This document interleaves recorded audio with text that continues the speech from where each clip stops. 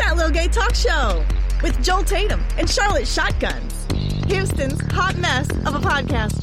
A funny but thoughtful look at the LGBTQIA plus community. Hey, it's That Little Gay Talk Show. How you doing? Good. How are you? I'm good. Unfortunately, Miss Shotguns had some issues, some family issues this week. Aw. His grandfather passed away, so he's going to be out of town for a little while. Oh, my condolences to Scott. So I'm going to let him take a little break for a while so that he can have time to grieve and all that other stuff. So Was he close to his grandma? He was very, very, very, very close. Like his grandfather pretty much raised him. So yeah. So he needs some time to. Just kind of.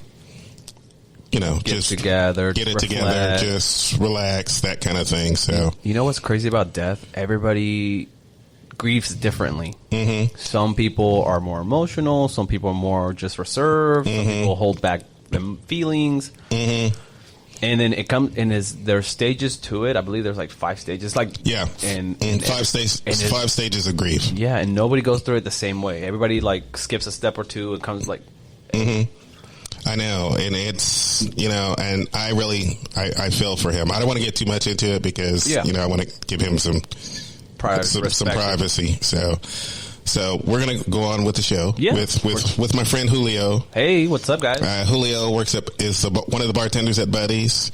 He also has his hands in a lot of social activities for the neighborhood and all this other stuff. So I'm glad to have him sitting in for Charlotte because he's a great friend of the show. Thank you. He's helped the show a lot. Thank you, man. And I honestly love coming here. I love doing this. Genuinely.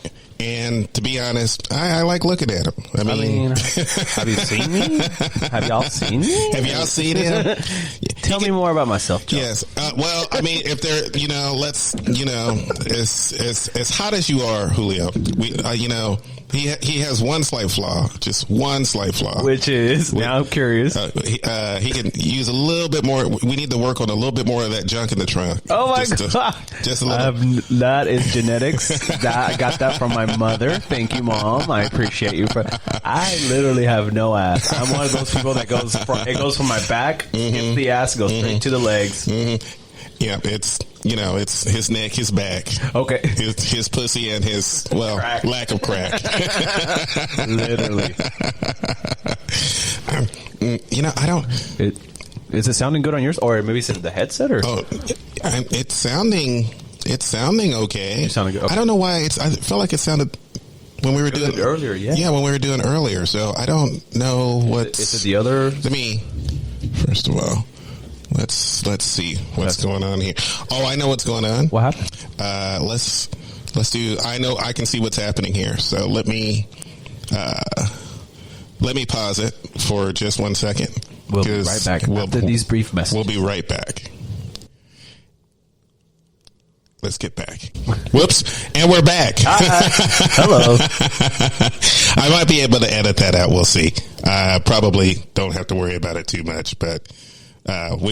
We're back to normal sound levels, I think. Hello. Mm-hmm. So, anyway, as we were talking, Julio is, he's one of the busiest people.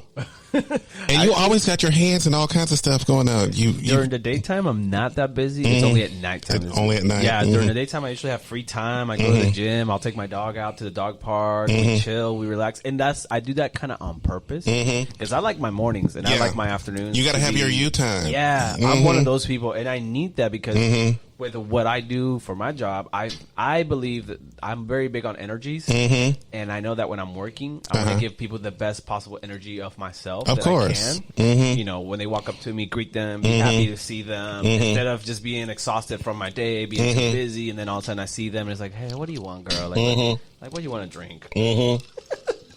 I know, and I actually prefer nighttime myself. I need my daytime for me. That's my me time. Agreed. That's my relax. Yes. Catch up on my emails. Oh yeah. I'm working with Jonathan now. Nice. And we're going to be doing more stuff on social media, making sure we're getting pictures out, making videos, that kind of stuff. That kid is coming up. He is getting his hands in doing photography, video, and I occasionally will have conversations with him. I've given him a few pointers, just like little things that we've come across in conversation. He's like, well, I haven't come across that problem. And I said, you will, and this is how you're going to handle it. For example, exactly. We had a conversation the other day about entertainers, and sometimes I love my entertainers, but sometimes they can, when it comes to projects for them, like photography, video, they will try to get the most for the less. And so, yes, they will milk and then some have a way of like asking for things where you're giving your shit away for free, but at the same time, it's like, I'll do it this time. So I've explained a few tricks of the trade. Well, people just keep offering to give me stuff, and I'm like, okay. And I used to do photography in the neighborhood very heavily, before COVID, honestly. Everybody commented on how great my picture looked when I did my, because I took a look at those pictures and I went, this motherfucker took them on a phone. I take pictures on no filter.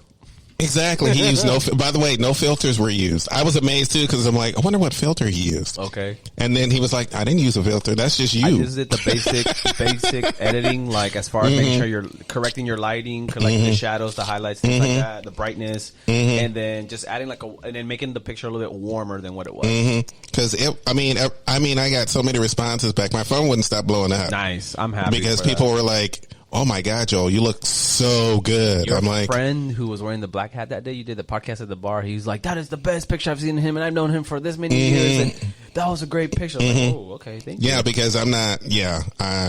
I'm not gonna say I'm not photogenic, but that day though, we had some great lighting. We had great lighting. My confidence level was through the roof. Okay, I was feeling good. I was feeling myself. I was feeling myself. Girl, I was feeling myself. Okay, Yonsei. Yeah, I woke up like that. Even our promo video came out very well. I always take footage and I take extra footage just in case, because I like to record what I'm supposed to record, but then I also like filler footage, cutaway footage, and I recorded a lot of stuff that didn't make it to the final, but the video came out good. I think in general. Yeah. So I thought everything came out really good, and I was very pleased. Thank you. Very, very pleased.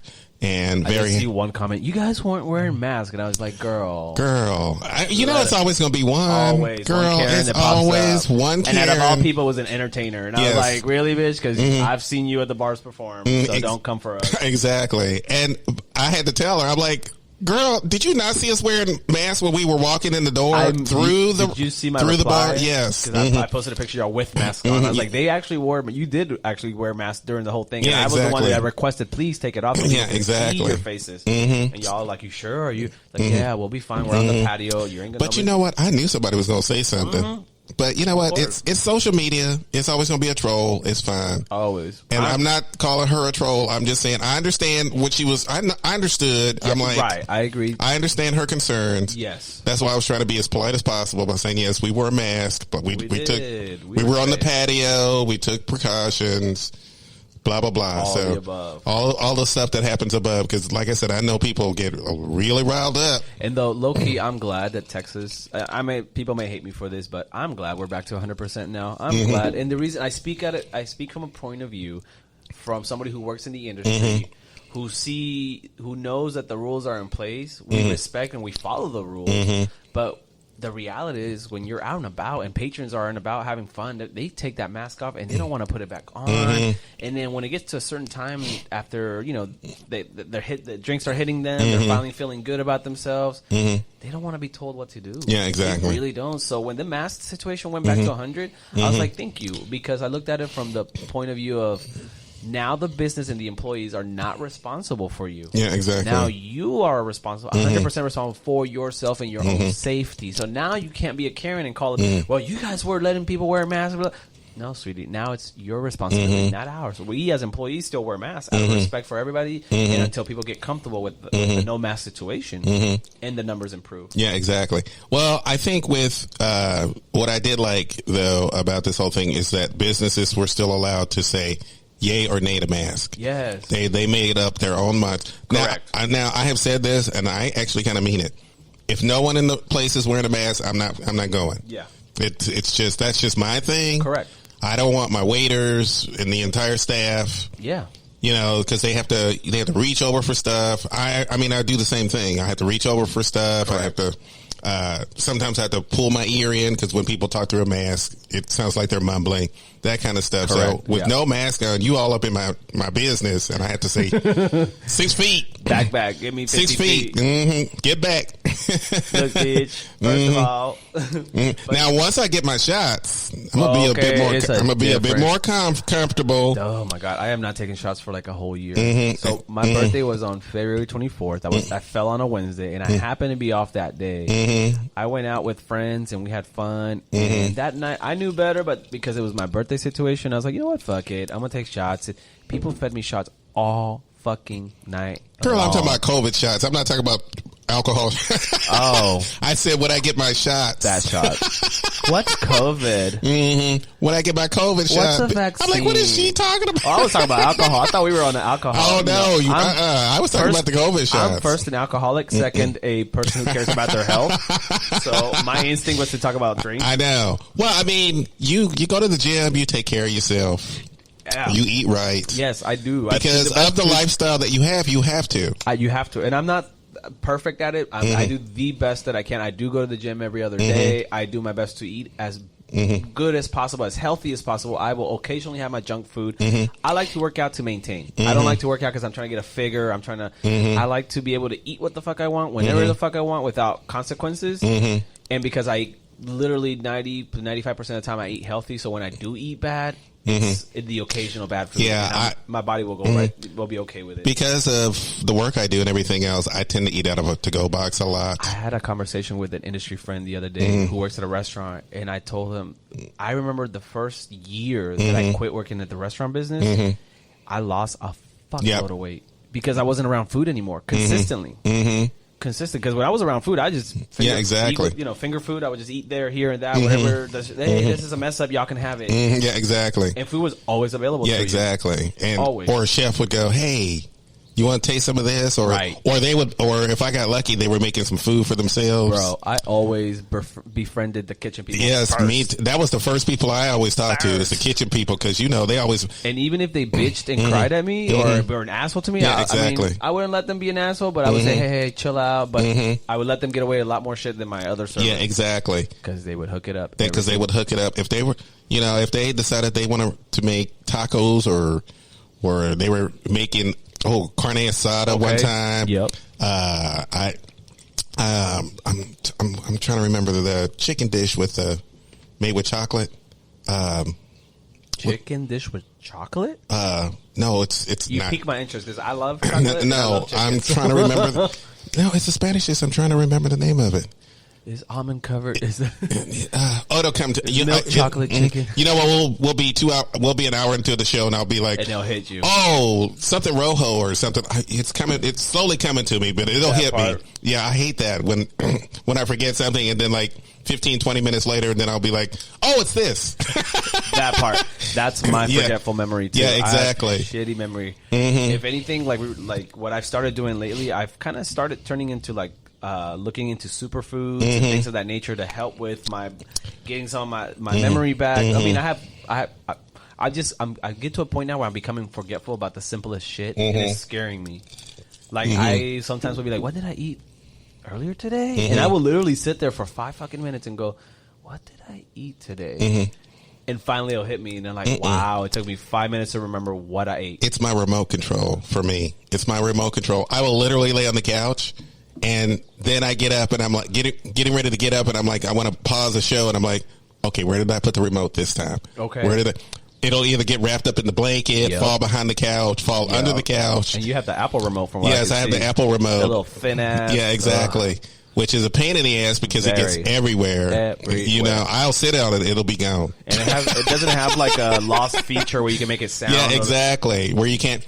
Although I do love my Apple TV though. Me too. And I'm thinking about getting a second one for my bedroom. Well, you know what? For my bedroom, I have Chromecast. Okay. So, which actually I got all this stuff for free. Did you? Yes. Oh, okay. Who's your sugar daddy? Verizon hooked me up, girl. Who's your sugar daddy? Verizon? Yes. When I got the 5G internet hooked up. Okay. For the show, this is the funny story. They came by the apartment, and this guy, It was hilarious. It was like this blonde kid and two blonde chicks with him, and they were all like hot. And they all three were hot, and I'm like, these guys. Perfect porn scenario. I'm like, these guys look like liquor reps. They don't look like they should. Wow, that hot. Yeah, they were that hot, and I'm like, oh, and they knocked on my door, and I was like. And I know what you mean by liquor reps, because usually liquor reps at the bars, they're always pretty. They're always pretty. Exactly. So well put together, that kind of thing. And so he's standing there talking to me about it, and he goes, well, we'll give you 3 months free and all this other stuff. And I'm like looking at him going, I'm going to be honest, blondes, I'm not usually into blondes that much. But every blonde I've ever been with, biggest dicks I've ever seen. True story. Biggest dicks I've ever seen. And just so pretty. Just so pretty. Beautiful pink. Just that rosy pink color. Yeah, exactly. Like, you're down there and you just want to stare at it and just go, I'm just here to admire. Yes. What a on your knees looking at it. Yeah, exactly. You know what? It's too pretty. It's for me, it's when they're laying back on the bed and then I'm right in between the legs and I'm just both hands on my chin and they're like, what are you doing down there? And I'm like, admiring. Taking mental pictures. I'm just admiring. I mean, it's like I'm looking at the statue of David right now. So it's that part. Don't get me wrong. I have seen beautiful penises along the entire spectrum. Yes, I have seen, but there's something about a blonde penis. It just a little twinkle in the eye there. Pretty penises are my favorite. Yeah, exactly. I hate random, weird, misproportioned ones, and I apologize to anybody who has one. It's just that's my preference. Yeah, exactly. I don't care what you look like. If your shit's pretty and nice, let me look at it. I mean, I know some men can't help it. I mean, you got what you got. You got it right. You got what you got. Your cards were dealt. That's the cards you were dealt with, and that's that. And I admit that a couple of men have said, you have a beautiful penis. And I said, why, thank you. I appreciate that. And I do. I try to, Isn't it nice when you get complimented on your I know. On your penis? Like, I know. Your ego just kind of like. But at the same time, when all they talk about is your penis and they forget about the rest of you, that's when it's like, they befriended your I'm penis. up here. Yeah, like my penis is now become. Unfortunately, you're attached to it. Yeah, exactly. It's like, I don't like you, but I love your penis. We have such a great time together. Oh my God. We watch TV together. We go shopping together. I'm like, you realize my penis is still attached to me, right? Hi, I'm here. I'm sorry. It's not like you could just take it off and go off to do stuff because then I'd be so mad at my penis. What, you're late again? If your penis had more friends than you exactly. How dare you come not walking in my house at 3:00 in the morning? I'm asleep. Okay. I got to get up early in the morning, and you walking in with some rando again. Good Lord, no. Look, penis. We need to talk. Yeah, exactly. There are boundaries, and you're gonna need to respect them. Mine. I'd have to make sure you got to pay rent. You have to. I'm not. Okay, I'm not here supporting you. You went to college. That part. You took care of all that shit. Why am I still paying your rent? My dog is lucky she can't fend for herself. She would have got charged from day one at 4 months old when I got her. Like, look, girl, we need to talk. The way the rent's set up around here, and that's actually conversations I've had with roommates before in the past. Where like the last roommate I had, I anytime I moved in with anybody, I will set up ground rules because I believe that ground rules need to be set. Yeah, exactly. Boundaries need to be respected. Yeah, if you're roommates, you're both cohabitating with one space, and you need to respect each other. At all times. Exactly. And one of my things I always say to every roommate I've ever had is, say, look, if you ever move in a significant other, rent is equally divided. Bills are equally, not that they're going to come in and pay half of your half. No. We're all paying equal share. I know. On everything. That only happened to me once, and it was with a girl that I did not like, who came in and just completely took over, and she wasn't even paying rent, and I had to literally tell my roommate, I'm like, she's like, there's a girl in the house now. You need to keep the toilet seat down. First of all, you don't pay rent here. Right. I don't remember the last time you went in the kitchen and made dinner with the food that I bought. Oh, no. For you and your man, and you didn't make me shit. Bitch, no, I had to let him have it. I don't mind sharing food if you ask me and let me know you're going to eat my shit. Well, not my shit, literally, but my food. But when you take without permission, that will piss me the fuck off. I'm like, bro, like you didn't even say anything. You didn't even ask permission. You didn't ask permission. But when they take it without asking that, that upsets me. Now, if you ask me, I'll be like, yeah, go for it. Take a bite. Hell, take the whole thing. I don't care. I don't think, for me, I think when I had roommates, I think the one area that I really didn't care about was food. Because I'm like, if we all equally paid. Oh, I did. I separated. I told them, like, besides sharing rent and bills, I would tell them, whatever you buy, that's you. That's yours. Don't worry, I'm not sharing food. And if you want to share, that's on you. Let me know. Hey, I cooked extra spaghetti, for example. You can have some. Cool. Thanks. Appreciate it. But otherwise, no, because I like to cook when there's people around, so I don't mind the sharing of food. Now, if you have certain things that you like, like if there's a certain ice cream that you don't want anybody to touch or this and that, I understand that. Because I also, when I had roommates, I'm like, hey, this is mine. And usually, don't touch it, but if you touch it, you need to replace it. Right. Or you need to give me the money for it so I can go get it. And usually, like, refrigerators have, 3 shelves? Yeah, exactly. So I would say you have the top shelf, I'll take the bottom shelf, and the middle shelf is neutral. You keep your stuff on one side, I'll keep my stuff on another, because, like, milk cartons, things like that don't fit everywhere. But because I don't need to label shit. I just need you to know that if it's not yours, ask. And if you take without asking, at least let me know if you used it or replace it. One or the other. Because, there are certain foods that I either don't eat because of allergies or just don't like. Yeah. So you're pretty much safe on a lot of food. I mean, I can't, when it comes to dairy, no milk at all. I cannot do milk. No, milk and ice cream. If I take one of those lactose pills, I'll be fine, but I'll still be super gassy.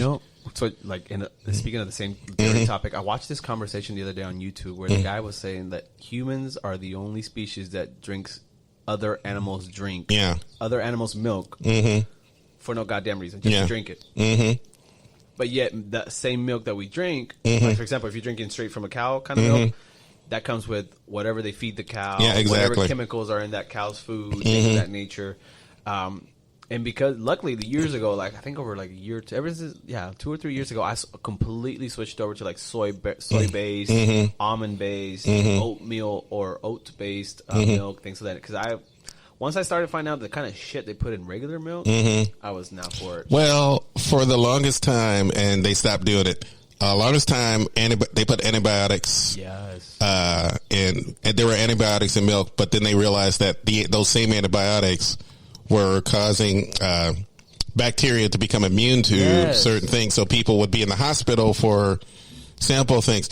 They were talking about that there's some super syphilis out there running around because it's so hard to... That part. Yeah, it's so hard to cure, yes. And all it takes is that part for people to be like, ooh, no more antibiotics. Okay, honestly, yeah. Literally, it could literally be it could even be cancer, but no, mess with my sexual health. But let's be honest, though, almost anything we eat, no matter how healthy or how bad it is for you, is processed one way or another. Yeah. Well, you know what the thing is that with my diet change, I had to make so I had to lower the sodium. I did not realize how much sodium I was eating. You're a big salt eater? Yeah, I didn't. Well, it's not that. It's just that I eat a lot of processed foods. Okay. And processed foods are not good. Loaded with salt. Yes, preservatives. Loaded with salt. Random nasty shit. Yeah, exactly. With all due respect. But salt is a natural preserver. So I understand why they put that in there, but correct. We're looking at I remember looking at a chicken sandwich that I bought. I used to love buying the little frozen cheeseburgers for some reason because they didn't taste like burgers, but there was something about the taste that I was like... Something about the plastic taste that I enjoyed. Exactly. For some reason, I just enjoyed it. You just pop it in the microwave and it's done in like 2 minutes, and it just had a taste that Are you a grazer when you eat, or are you more of a have one meal and call it and I'll chill until the next time it's time to eat? I am... What's your style of eating, Joe? Honestly, I eat, to be quite honest, I might eat two. And when you eat, do you feast or do you? No, I feast because I might eat maybe 2 meals a day. Okay. I've never been a big eater. I was super skinny for a long time. So I had never been a big eater. So I would eat a big meal and then I'd qualify as a twink? I did qualify as a twink, even before the term twink was a term. Yes, I definitely. I was bony bones. Yes, mama. I was 6 foot, 125 pounds. Come on, tall twink. Yes, tall, dark, and handsome. Yes. Hey, girl. Hey. hey girl, hey, with my little, now, mid 80s, them little shorty shorts you had to wear in gym. You were one of those girls? I was one of those girls. Did you have crop tops? Yes, I did have a crop top. I remember getting on the bus. Here's the thing. I remember getting on a bus with my aunt. She was that girl. And we were all going to Montrose at the time. Yes, to hang out in Montrose, and I had my little shorty shorts, a crop top. I had my white tube socks on. I'm imagining you right now. Yes, exactly. And here I am, and I'm walking on this bus, and all these men are like, just looking. I'm like, mamas. I'm like, okay. And you're like, I'm that bitch. Yeah, I'm that bitch. Well, you know what? I didn't realize I was that bitch back then. If I'd have realized that I was that bitch back then. That is the quote for me today. I did not realize I was that bitch. I did not realize. And when I think about it now, I'm like, wait a minute. I was that bitch back then. Okay. Period. Because I would walk down the street and men would stop the cars. To try to give me rides to school you was and a all this traffic stopper? Yes, I was a traffic stopper. I was like, no, I don't need a ride, thank you. And I couldn't understand. She got the honks. She got the lights blinking. Exactly. The high beams on. Come on, girl. And girl, as soon as I put on my Jordache jeans, super tight. Not Jordan. Yes, queen. Yes, Jordache jeans, super tight. She was fashion with my polo shirt and my little. Such a twink. Yes, with my polo shirt, my little deck shoes. Okay. Girl, I was walking down the street going to school. The outfit. Girl, her outfit was lit. I did not realize. I now look back on it now. I was like, I was super tweaked back then. The epiphany that you're having at this moment. I know. It is. Y'all can see his eyes. Literally I'm like, oh my God, I remember me. I mean, men would stop. Yes. And go, can I give you a ride? Blah, blah, blah. And I'm like, no. Hey, little mama. I can get to school. Stranger danger. Get back. Okay. Stranger danger. Girl. I mean, $20 was $20 even back in the day. Girl, we didn't sell it. I was too fresh. She gave it away for free. I was too fresh, girl. She wasn't onto the entrepreneurial spirit yet. No, I wasn't. No, I was too fresh and I was too naive. I didn't know what was going on half the time. And, okay. I mean, she was just happening to get attention. I just loved the attention, and I'm like booty shorts with exactly. crop top with the high socks. They were booty shirts, girl. They were Days of Dukes. Yeah, they were Days of Dukes. Cheeks out for days. Yes, cheeks out for days, girl. Yes, she was selling it. She wasn't even selling. She was giving it away. Exactly. I did give some to a lovely man in Bear Creek, Deer Park, whatever. Okay. One time. She don't remember. That's how good it was. It actually wasn't that good. Because let me tell you what was going on at the time. Not a bad dick story. Let me tell you what was going on. First of all, he wanted to stick it in, and I didn't at the time. I wasn't ready for that. I didn't even know what that was. I'm not that girl. I was that girl who thought rubbing your two penises together, and that was it. And that was it. That's what I thought it was.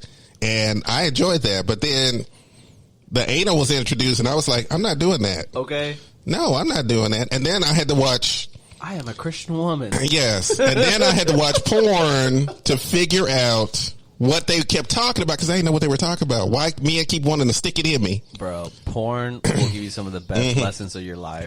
Porn will prepare you for some of the shit that's out there. And now that it's readily available at any given time, any genre, any title, any whatever. Well, I love the fact category. We didn't have any education when it came to that, and that was our only education. But now it's not our only education. The kids now have other means to be educated. They don't have to go to porn. Yes. And I've said this. I ain't gonna lie. I love porn. Porn has gotten me through some I think we low all times. love porn as human beings. Let's be honest. But a lot of us don't like to admit it. You know, a lot of us are like to keep it on the secret. I'm like, why? For what? Yeah. What you keep it a secret for? Sexual health is a good thing. That's sexual health. You're being safe if anything. Yeah, exactly. I'd rather be safe and watching an orgy happen on my TV screen. And those are usually the conservative type people who tend to be the most freakiest motherfuckers. Yeah, exactly. Compared to the ones who are out and about with their information. Oh no, I like a shy guy, because when you get them home, isn't there something about a shy guy that just ooh, they are freaky, or brand new when you know they're new and naive. Like there's something about their innocence that when I come across those people, I'm just like, I have to break you. Like, something in me tells me like you are like my next target. Like I have to corrupt you somehow. I have to I have to be the one story you have for the rest of your life. I have to be, like, to me, that is an automatic. Yes, you have to be the guy that everybody points at the bar and go, he was my first. That was him. That was him. He was my girl. He was, Okay. I ain't never saw him again, but he was my first. Okay. That reminds me, I need to text this person back. But, you know, for me, you know what, I like a man who knows what he's doing. I'm not looking to break nobody in. I'm not trying to be nobody's teacher. Right now, I'm at a point where, like, or your guru. I don't mind showing you a thing. I don't mind if you're slightly inexperienced or if you, like, I don't mind it because sometimes it's fun. To me, sometimes it's fun. Like, if you meet somebody who maybe you can teach a thing, because the way I look at it is like, if I teach you this, that's something you're going to carry forward, and whoever your new partners are in the future, you're welcome. You're welcome. Well, I recently had one. He was 29. Didn't know a lot about stuff, which I was like, oh, I don't really. There's a lot though in the gay bar because some men come out later in life than others, and some tend to be inexperienced. Excuse me. Well, his situation is a little different. His situation is about survival. I'm not going to get into too much, but his situation is about survival and cultural stuff. So he didn't know a lot of stuff, and I thought he knew a lot of stuff, so I think I heard him the first time. Some do like to talk a good fucking game. They really do. Those are the ones that annoy the fuck out of me. I do whatever I got you. I'm going to make you come in like 5 seconds. Yeah, exactly. You're like, oh, you are? Oh, okay, cool. And then when it comes down to it, I normally don't do this. Exactly. Or like you said, you get down to it and they're not what they hype themselves up. Yeah, exactly. He's like, oh, you were kind of rough, and I'm like, but I thought you wanted me to be. You wanted me to fuck. You told me that you knew what you were doing. That part. Yeah, and you didn't. And here we are. You're complaining. And here you are coming. He's like, it's not like I didn't like it. I liked it, but I just. I never had anybody be so rough, and I'm like, the part where you clap your hand. You said what you had said. Exactly. So you got what you got. Exactly. You got what you got, and I'm getting to a point now when they do talk a big game, I would look at that person and be like, you better make sure you back it up. Don't just talk a game. Like, I don't want to hear you imagining what you're going to do to me. If you're going to tell me I'm going to do this, this, and that to you, are you going to back it up? Yeah. Are you going to go through with it? Is there a follow-up? Will there be a questionnaire at the end? Yeah, exactly. I mean, do we need to watch instructional videos? What's going on here? Because don't hype your shit up. Yeah, exactly. Come through and deliver. Exactly. So here's the thing, and I think I want to get into it in the second part. Now, here's the thing that it has now recently become a thing to talk about. I never really took it seriously when I was younger, but now it's become something that I think about a little bit. It's now it's the age gap, and how we handle the age gap when we're dealing with someone who is older or younger than us. And age gap is good. Because there's pros and cons to it. I can tell you right now that I spent most of my 20s dating men way over 40. Older men. The oldest man, I was 25, and my oldest boyfriend at the time was... Brought to you by Daddy Issues. Yeah, exactly. Okay. The oldest man I dated was 52, and he was fantastic. He was the epitome of lovers. Okay. I mean, he just... wow. I love how you said that. He was the epitome of lovers. I love using the term lovers because... I feel like as people, sorry to cut you off, but I feel like as people, we need to be open to dating people no matter what age group you are. Like, if they're like open to age gaps, because sometimes there will be some partners or lovers that come along that may be older or younger than you that will teach you something, show you something, or you'll learn something from them one way or another. Exactly. You learn a little bit about yourself too when you're with someone. When there is someone, I've been wrestling with that idea since I got older, because it's like I spent most of my younger adult life dating older men. Yeah. I would never date anybody close to my age, because I just, I'm sitting around a table of cackling twinks. Okay. I'm trying to picture any of them naked or even sexually attractive, I couldn't do it. Are we twink shaming right now? No. Okay, you a twink? We do not believe in twink shaming on this show. We are just telling stories that relate to what we were going through. So this is not a show about twink shaming. So please Do not send me hate. Okay. Because we are not talking about twinks in general. We're talking about... Dear Joel. Yeah, exactly. On your last episode. And... Dear Joel, on your last episode, you said you hated twinks. Now I'm gonna have to come over there and show you. Mind you, he was a former twink. Exactly. Respectfully said. Exactly. No shade. I'm gonna have to show you what twinks can do and all this other stuff. And I will say, please do. Signed, Joel. Dot. I don't have a problem with it, but at the same time, I don't want to be. I think, like I said, at this, there's a fine line between liking someone of a different group and then being the twinky old, the creepy old guy. Yeah, that's true. And I never the want to become one the creepy thing old guy. I have never, I never want to become that guy. I just. It is, my dream is now dead. I now have a dream that is dead because it is now politically incorrect. It is socially unacceptable. I told myself when I was in my 20s, I'm like, I want to grow to be a dirty old man. I want to grow old enough to be a dirty old man. These are your goals at how old? I was 24 at the time. I'm like, I can't wait to grow up to be a dirty old man. Have you come into your light? Or? Okay, here's the thing. You can't be a dirty old man now. No. You cannot be a dirty old man because now you walk into creepy old man. You will get pointed out real quick by people that know you're a creepy. Exactly. I don't want to be walking up to, what I love? I love the fact. As a bartender, I will tell you when you're that guy who's a creeper. Yeah, exactly. People will point you out real quick. Exactly. People will. You can walk in the door and they'll be like, "Oh God, blah blah blah is here." Yeah, exactly. XYZ is here. Oh, he's such a creeper. He's nasty. He slid into my DMs. Like people will on the spot call you out. Exactly. They will call you out in a heartbeat, and you do not want to be pointed out as. And they will. And you know how many times? A couple of times at Buddy's. You got called out. I'm no, sorry that happened to you, Joe. No, I did not get called out. How dare you? How dare you? I didn't want to tell you. I'm sorry you had to find out this way. How dare you? I am not no. And if I am, thank you for telling me so that I can rebuild my tarnished reputation. But I am not a creepy old man. But the thing is that there were a couple of times I was talking to a couple of guys there, and someone walked up to me and said, "You don't want to talk to him." You don't want to talk to him. He's got a reputation. I do that sometimes. As a bartender, if you're one of my regulars that I know I can tell you that in confidence. Yeah, exactly. When certain people approach you, and if I know your vibe and your energy and how you carry yourself, and certain people, and as soon as that person goes to the restroom or they give them a little break or somebody distracts them, it's like, "Psst, hey girl." And I'll give him that the cut it off signal, like the hand gesture to the neck, like cut it off. Don't do it, girl. Don't do it. Which, by the way, I have told friends in the past, please don't do that because that just turns me on even more. And then I want to find out why he's creepy. Oh yeah. And then I don't want to be murdered in somebody's freezer because I went too far. Okay. Because I'm sorry, I do like the evil.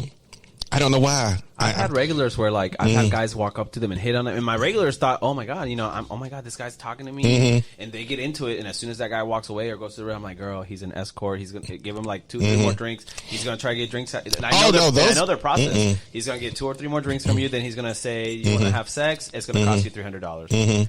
Girl, no, are you serious? And some will listen to me right off the bat, and the other ones will be like, "No, I don't think he's like that." And they give him the benefit. That's okay. And I don't even argue. I was like, "Okay, mamas, go ahead. Do you, baby. Do you."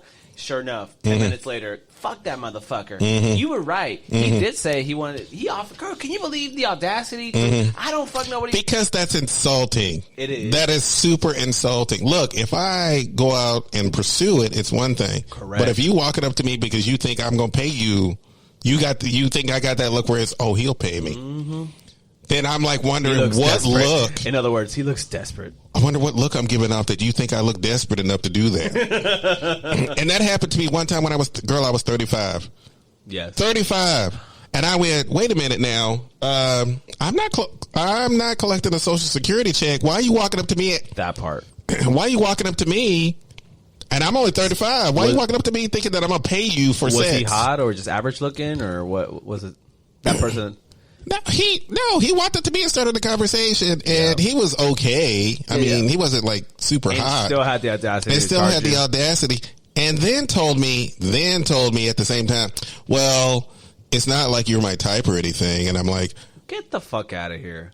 I get so mad. I get so mad when people do that. I was when people livid. use those like shady insults to like, well, you weren't my type anyway. Yeah, why exactly. the fuck did you come up to me in the first place? Exactly. It's like that's such an insecure move. I know that. I mean, and at the time that move, and I've seen that happen many a time. Yeah, exactly. And that move was like devastating. I'm like, I'm really that unattractive that this guy really just said that to me. Wow. And I was like, it wasn't you. It's, yeah, at the end of the exactly. day, it's not you. It's them and their insecurity, or the fact either they felt rejected. Some people don't know how to handle rejection, and when some people get rejected, they handle it by insulting. Because it's like, look, bitch, he didn't like you. Why are you upset about it? Move the fuck on to the next one. Somebody will like you around this bar. There's somebody for everybody out there. Exactly. I've seen it at the bar many times where like the people you least expected that were going to hooked up. The people that met at the bar met and got in a relationship. I've seen it many times. It's like, so if you're one of those people like you get easily insulted, you need to check your feelings. You need to check your vibe, your energy, and you need to come up with a better way to handle rejection. Yeah. Well, I hate to admit it, but I was one of those people for a long time, and I actually stopped going to the bars because of that for years. Wait, because so you were the guy that would insult people if they said something? Or you hit on somebody and then they would turn you down and you insulted them? No, I would be the guy who got hit on, and then when you rejected them. When they rejected me, then they said something that... you weren't that hot anyways. Yeah, you weren't that hot. Yeah, exactly. And then I'd be like... that boils my fucking blood. And then I'd be like crying for a week, telling my friends, I can't go to the gay bars anymore because I can't handle the rejection and blah, blah. And honestly, that's the real reason why I stopped going to the bars. And look, people, there's ways to turn people down. There are ways that you can actually be nice about. Here's my rule. Here's my the way I approach it. If let's say you hit on me and I say, "Oh, thank you, baby, I appreciate the compliment," and if you keep hitting on me and I realize that you're trying to, I'll say, "Hey, babe, I'm not interested. I hope you understand. Nothing personal. You're a great person. I like you." But if you keep persisting and you keep on being aggressive with it, then I won't insult you. But I say, hey, look, that's when I get more stern. Look, motherfucker, I'm not interested. Leave me the fuck alone. Go away. And that's it. And that, by the way, is the real definition of the Pepe Le Pew approach because a lot of us... Speaking of Pepe Le Pew, but a lot of us who grew up watching, especially me, grew up watching those cartoons, thinking, "Oh, this is how you pursue someone." You know, somebody told me the other day that they watched an interview where Pepe Le Pew was technically, how did he sexually assaulted? Yeah, he was that, but we didn't realize. We just thought he was being flirty, but in reality, actually, it's from an old Dave Chappelle clip, Dave Chappelle stand-up from about 15 years ago, and he pointed it out like way before people were even talking about it. He pointed it out, the truth, that he was watching it with his kid, and he said, "I loved Pepe Le Pew when I was a kid, right?" And then I'm watching it with my kids, and I'm like, he's kind of rapey. He was rapey. Yeah, he's like sitting there as a parent observing a cartoon that he used to love. Yes. I used to love Pepe Le Pew. I did too. I thought he was, when I was a kid, I was like, it was funny and cute. I thought it was funny and hilarious and everything else.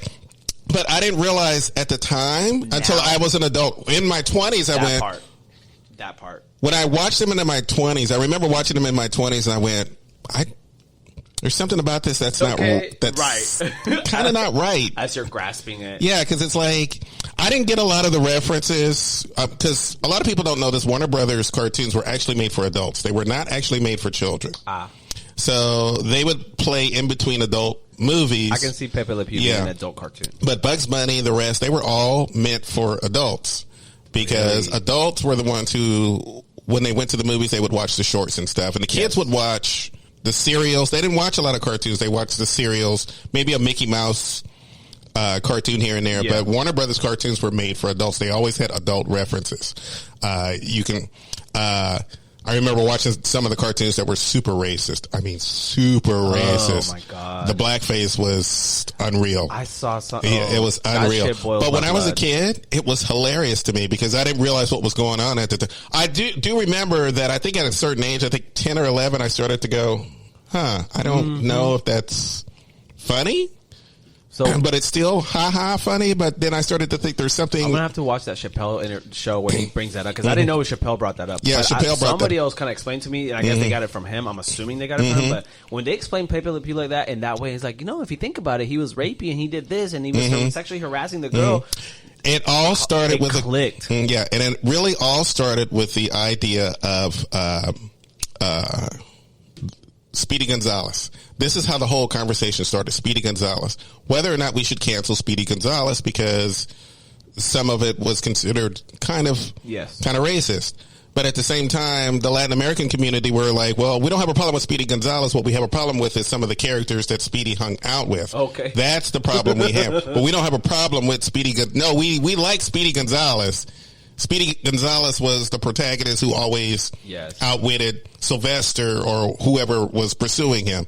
So, yes, in that sense, we like him, but Senior Slowpoke and the rest of the gang that used to hang out with him, no, because Senior Slowpoke was the worst. He was absolutely the worst when it came to Speedy Gonzalez cartoons because it was the typical lazy Mexican. Oh my God. Blah, blah, blah, blah, blah. So that is what they had a problem with. Crazy how we're like now in 2021, we look back at some of these things that we grew up with, or things that we consider normal and cool. And now that we're in a new era where we're calling shit out for being racist, we're becoming aware of it. And honestly, and we're slowly canceling shit that we're not permitting it anymore. Yeah, it's exactly. Like, no, you cannot put this racist shit in my face anymore. I'm over it. But you know whose fault it is, really? It's troll culture. You know why? Because troll culture is the culture that all. I don't think I've ever heard anybody call it troll, which I like the title. Yeah, I like it. It's troll culture. It's really the culture of the grown adults who did not want their childhood heroes to change, did not want them to grow, this and that, wanted them to. It's pretty much their fault. These are the trolls who didn't like the new Star Wars because. You have these people who are ethnic in here and blah, blah, blah, blah, blah. These are the same people so fucking absurd. These are the same people get bothered that the character's black, that the character's brown. Or Asian especially Asian characters. They really. Why does that bother you? Why is it that Asian characters seem to be the biggest thing on trolls' minds? Yeah. This is the same culture that didn't like the new Star Trek Discovery because a black woman was one of the lead characters. Yeah. Which is ironic. I like that show, by the way. I'm a huge Star Trek fan. Which is ironic. If you're really a Star Trek fan, then you know that the Star Trek universe is a utopian universe that celebrates diversity. Correct. That was Gene Roddenberry's goal. Yes, from the get-go. From the get-go was to celebrate diversity. Now I'm assuming Gene. Gene used to be a astral projector. Yes. All that stuff. Yeah. And he saw some of that stuff. And that's how Star Trek was created. Yeah, exactly. Now, don't get me wrong. He still had some issues with women when it came to women being captains on ships, that kind of thing in the Star Trek lore. But for the most part, those things worked out later. As time grew and he grew, those things worked out later. Yeah. And he was able to see the merit in understanding that in the 60s, he might have thought that even though men and women were equal on a certain level, he still had a problem with women being captains on the ship in the 60s episodes, whereas opposed to the 90s episodes, that idea changed. You know which captain I had a problem with before I watched the series and actually watched it in its chronological order on Netflix? Captain Janeway. What was the Star Trek? What was her Star Trek show? Discovery. Her wasn't. Janeway wasn't Discovery. It was what was the name of it? Captain Janeway was on Star Trek. Now let me Google it real quick. Okay. Captain Janeway. She was Captain Janeway. Let's see. There you go. Voyager. Sorry. Voyager. Discovery's the new one. Discovery's the new. I just said that. Sorry. Voyager. Yeah. Yes. And so, for some reason, that show rubbed me the wrong way. Her being a female captain, unfortunately, I will admit, at first I was like, why? Like she's yeah, exactly. And it wasn't to actually watch the show. She's a badass fucking captain. That bitch, I call her bitch in a loving way. I promise. Well, there was also the same response to Deep Space Nine when you had a black captain. I love Deep Space Nine. And Deep Space Nine, by the way, I loved. I loved the characters. Yes. I loved everything that was happening on that. It was a different Star Trek because it didn't involve being on a spaceship. It involved being on a space station and having to deal with different cultures and all this other stuff. So it was amazing. It was so ahead of its time. And it was a Star Trek that was off the beaten track of all the Star Treks. All the Star Treks now are back to being about being on a ship, but that was the only one that was unique because it was not about, it was about a space station. It was not about. Correct. Yeah, exactly. So it was the only one that was unique in canon. And I love how Star Trek is one of those shows that's so ahead of itself. Whether they realize, even when the first ones came out, they were so ahead of the culture, so ahead of people. Like it was a very futuristic show. No pun in, no, like ironically. There's the way they mixed cultures, and even at the time, because back then they had some people in those scenes that in the shows and episodes that did things that were controversial back in the 60s, 70s. Where we look at it now in 2021, you're like, what's controversial about that? But you, and sometimes you have to take yourself out of your timeline and go back in that mentality. And say, okay, well, around that time, this was happening, civil rights. Did you ever hear the story how what was the operator on the original Star Trek? I forget her name. She was the Nicole. Yeah. Yes. The Captain Uhura. Uhura. Yeah. She was Nicole Nichols. But she wasn't a captain though. She was she was the communications officer. And how she almost quit that show. Did you ever hear that Dr. story? Martin Luther King. That part. I watched Drunk History religiously. I did too. Drunk History. If you want to know about history, watch a bunch of comedians get super drunk. Quit that show. And Martin Luther King. And sometimes I'm one of those people that calls him by his first name, like I know him, but because he literally called her and was like, "You can't quit the show. You don't understand. When I watch this show with my daughters and things like that, you're an example not only to them but to other little black girls around the world and the country." You can't, and she didn't understand how big her role was until he called her and let her know, like, you have to stay on. And she literally walked in the back the next day after telling Gene Roddenberry, like, I'm done, I quit, I'm leaving, like, this is my last season, see you later. And then she came back, no, you know what, I guess I'm gonna stay. Yeah, exactly. I'm not going anywhere. Yeah, exactly. And fortunately for her, it was only 3 seasons. But the fact of the matter is that her influence on the culture at the time was so huge and so memorable. In fact, she went out to work for NASA. Wow. In doing recruitment work, and I'm one of those people. Remember how like conspiracy theories? I think NASA's a joke. Okay, well, we're not going to get into that.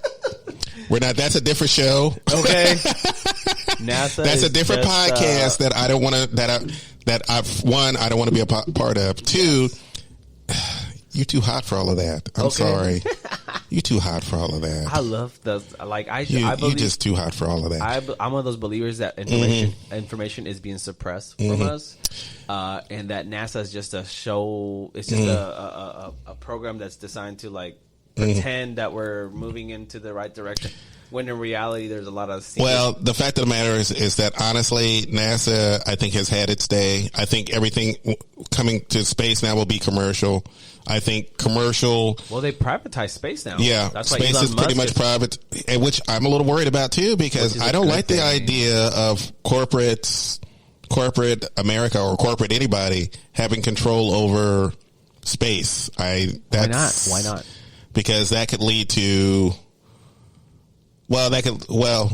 Japanese. If that Japanese anime has taught me anything, that could lead to some issues. True, but if we leave it up to NASA, we weren't making any. No, you can't making any progress since the moon landing. We haven't made progress since the moon landing, and it took somebody like Elon Musk and Jeff Bezos, who also has a program to like advance it. Move it don't get me forward. wrong; they are the ones who are going to revolutionize space. I'm gonna put it to you this way, and sorry to cut you off once again, as usual.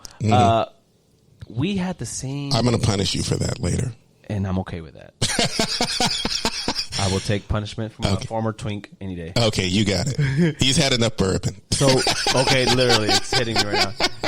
But if you think about it, the rocket designs, the spaceship designs that they would use to launch people from the 60s were the same fucking designs we were using 10 years ago. Yeah, so NASA wasn't really trying to push the flight movement forward. It took someone like Elon Musk to say, like, we don't even have to launch a rocket like that. We can actually fly it into space. You got the guy from Virgin Mobile, what's his name? Richard Branson? Richard Branson. He's also helping moving the culture forward. There's so much shit that, like, as humanity, I feel like we can move forward, but yet we're like, because there's so many people in power and there's these elites, if you will, that just hold back shit on purpose. I think when it comes to competition, I think first of all, let's. School of Capitalism is now open. Okay, fine. Classes in session. One of the major tenets of capitalism is competition. Yes, competition improves technology, and it improves. It does. It improves the way of. It's for society. It improves way of life. And for that reason is why I like why the space program is being privatized. Yeah, now. exactly. So the idea of companies competing to see who is going to go to Mars, who's going to go to the moon, who's going to do this. Like Elon Bezos and Richard Branson alone in the last 10 years have moved that world forward than NASA ever did in the last 60 years. We're probably looking at going to Mars by 2023. That's 3 years. I'm ready. That's 3 years. I'm ready to meet some Martian men. Okay, you know what? Here's the thing, though. I'm about to have a party on because Mars. once you go to Mars, you're there. You're not coming back. You're there. Bye, Joe. You're there. We'll podcast from there. I need enough gays to be there. Oh, I can't be like if not, we're gonna turn them out. Period. Here's the thing. I spent some time in Alaska, and I was one of 5 gays. Hi.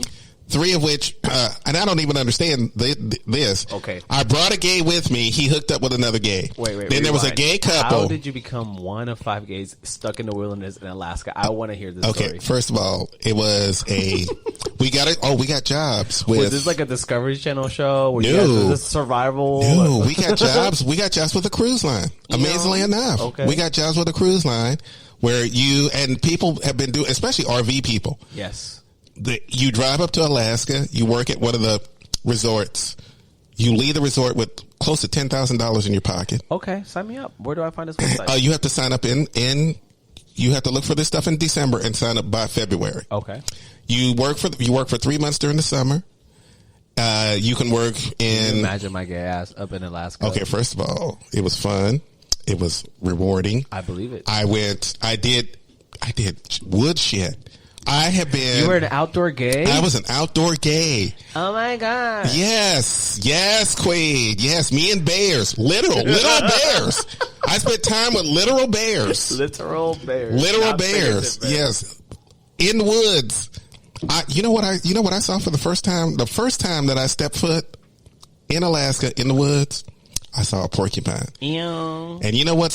Let me tell y'all, ladies and gentlemen out there, porcupines are not these cute little tiny animals. No, they are huge. Yes, they are. Yes. Huge. I saw one trying to climb a tree. It was as big as a tree. I'm like, oh my God, what is that? And my friend is like, that's a porcupine. And I'm like, that's not a porcupine. He goes, no, that's. I'm like, what is that? He goes, no, that's a porcupine. That is a porcupine. Oh my God. I'm like, oh my God. I was told porcupines were like these tiny little cute little things with quills. That's death. That's needle death right there. Was this before Grindr? This was before Grindr. This was way before Grindr. I think we were still doing gay.com at the time. Yes, I think you know what I think about all this now. I think we were still in the gay.com era. Ooh, I bet those Alaskan bears though, like the actual men bears. Like, girl. I bet there's I'm sorry. Daddies up there. I'm sorry. I hate to disappoint. Let me look at my phone and plan a trip by accident. I hate to disappoint, but the lesbians were gruffer than the. I'm sorry. We were outnumbered. The lesbians were. I love the lesbian community. The lesbian community up there. Those are some. Lumberjack lesbians. Those are some women. That sounded bad. That's WOMAN. Women. Yeah. Woman. I mean, these are big burly. Where were the gays? Where were the bears? Where were the bearded, scruffy, flannel-wearing gays? Where were they? These were the creepy guys who lived in the woods, and I mean creepy, and I mean creepy to the point where it's like, Pepe Le Pew creepy. Or? Hey, I live on this property where there's by myself acres. On 500 acres, just me and a mule, just me, a hot tub, and you. Help me. Sign me up. Help me. Send me your Addy. And hitchhiking, by the way, in Alaska, fun. Oh, okay. So much fun. Truck or trade. Truck or trade. Mind is fun. You were still a twink back in the days. No. This post twink days? This is, yes. I mean, I was, what was 2009? This is 2009, 2010. 20 years ago, roughly. Yeah. 10 years ago. Oh, yeah. Okay. Yeah, 10 years ago. So about 2009. So it wasn't, And I went kayaking. Was she on the side of the road? She was on the side. Was she walking along the highway? She was walking around along the highway with a beautiful golden skinned man who was also gay, and I was madly in love. And what happened? Madly in love. He wasn't. He just wasn't into me. And of course, that was the movie that came out at that time. He just wasn't that into you. Bye. But he was. Oh, it was romantic. You were one of 5 gays. Yes. I mean, yeah, it was romantic. It was the most romantic kayak ride I had ever taken because I spent the entire time. Was any kayaking actually done? Yes, kayaking was done because we had our separate kayaks, of course. Oh, but I spent the entire time. How do they say in the old movies? I spent the entire time making woo. I spent the entire time trying to woo him. I'm like, so if you and I get together, right? We're going to build a bread and breakfast up here. And it's just going to be... You're in the woods trying to, like, get him. Yeah, exactly. I'm trying to convince him. He was having none of it. And he was enjoying it. Here it was. He was enjoying it, but he knew he wasn't... I knew he wasn't... He was a tease. He liked the attention. He loved the attention. And I knew he wasn't into me, but you know what? At the same time, I didn't care because I just liked romancing him. Okay. I really did. He was just one of the... He just had that kind of spirit that he was just a really great guy. Yeah. And I knew he wasn't into me, but I liked romancing him. And... He enjoyed it. He was adventurous. He enjoyed it. And he would take me places, and he made me do things that I'd never had done before. I wish that was sexual, but it wasn't. It wasn't. I went camping. I went camping. I've been a city gay my entire life. Yes. And I'm an urban city gay. So, so being in the woods, the first time I saw... You were out of your element. The first time I saw woods is when I moved to Houston. And that's the honest God truth. That is the honest. We lived on the north side of Houston, and there was a lot of woods where we lived. Yes. And that was the first. And I was like, oh my God, we're in the woods. And I loved it. I used to, Houston, amazingly enough back then, I know that it wasn't super built up. Yeah. But there used to be a lot of wooded areas with little creeks and little mini bayous, little glory holes. Yeah, exactly. Yeah, it was amazing at that time. I mean, Houston was a very wooded city when I moved here. So it was Houston was the first time that I discovered the woods. When did you move to Houston? How long was that? How long ago was that? That was 19. I'm going to say 79. 1909? No, okay. I'm going to say 19. No, 19, back in the day, okay. Yeah, 1979 maybe. How old were you back then? I think I was 12 or 13. Okay, young. Yeah, so I was super young. So, and I had been fascinated. My favorite books Houston was still like an up and coming city. Yes, Houston was an up and coming city. I was into my Nancy Drew Hardy boy books, so I love the idea of doing exploration. I've not heard that name in a long time. Yeah, Nancy Drew. Yeah, exactly. So I used to read those books all the time, and then we lived like a half a block from a set of woods. I mean, there was acres of woods, and me and the neighborhood kids would go in the woods. Yes. And there used to be a train yard we would go to. We'd hang out at the train yard. And we'd ride trains. Isn't that cool? When we were kids, this is pre-internet for some that don't know what that is like. Pre-internet, you actually had to go outside, and you actually were adventurous. You didn't live your life through a phone. You actually lived your life in person. I remember those days. Yeah, where, exactly. I went out, we did things outside, like you said, train tracks, walk the train tracks, let's go to somebody, and you would ride your bike wherever. And one of the best adventures we had was we were in the woods. And there was a huge bayou. And those were my favorite spots to hang out. We did, I can't believe I'm saying this, but we did the whole Stand By Me thing where we walked across this railroad trestle that was this huge bridge over the bayou. And we walked across it, and then we climbed down to where the bayou is. And we had been there for weeks, and we'd actually made like a little raft kind of thing, and we floated on the river. And we fell in and went swimming. Of course, we had to go get shots. Oh, God. We had to go get tetanus shots because my stepmother found out what we were doing, and she forbade us from going there again. Although we didn't listen, we went anyway. Yeah. But for the we had to get tetanus shots, and those were and we had to get the severe shots, and because one of my stepbrother had this huge sore on his leg. Yeah. So he had to get a shot in the butt. Which was hilarious. We got shots in the arms. He was the only one who got a shot in the butt, which was hilarious because it was this big long needle. And and he was crying. And those were fun times. I was one of those kids that went outside and played in the creeks, and we tried to find crawfish and before we ate crawfish. Before I ever tasted it, I used to like find them for fun. And yeah, exactly. We would catch one and carry it around and finally drop them off at some other point. Those were fun. Houston, I did not realize, and I think that some of these areas still exist. Did not realize how much. Yes.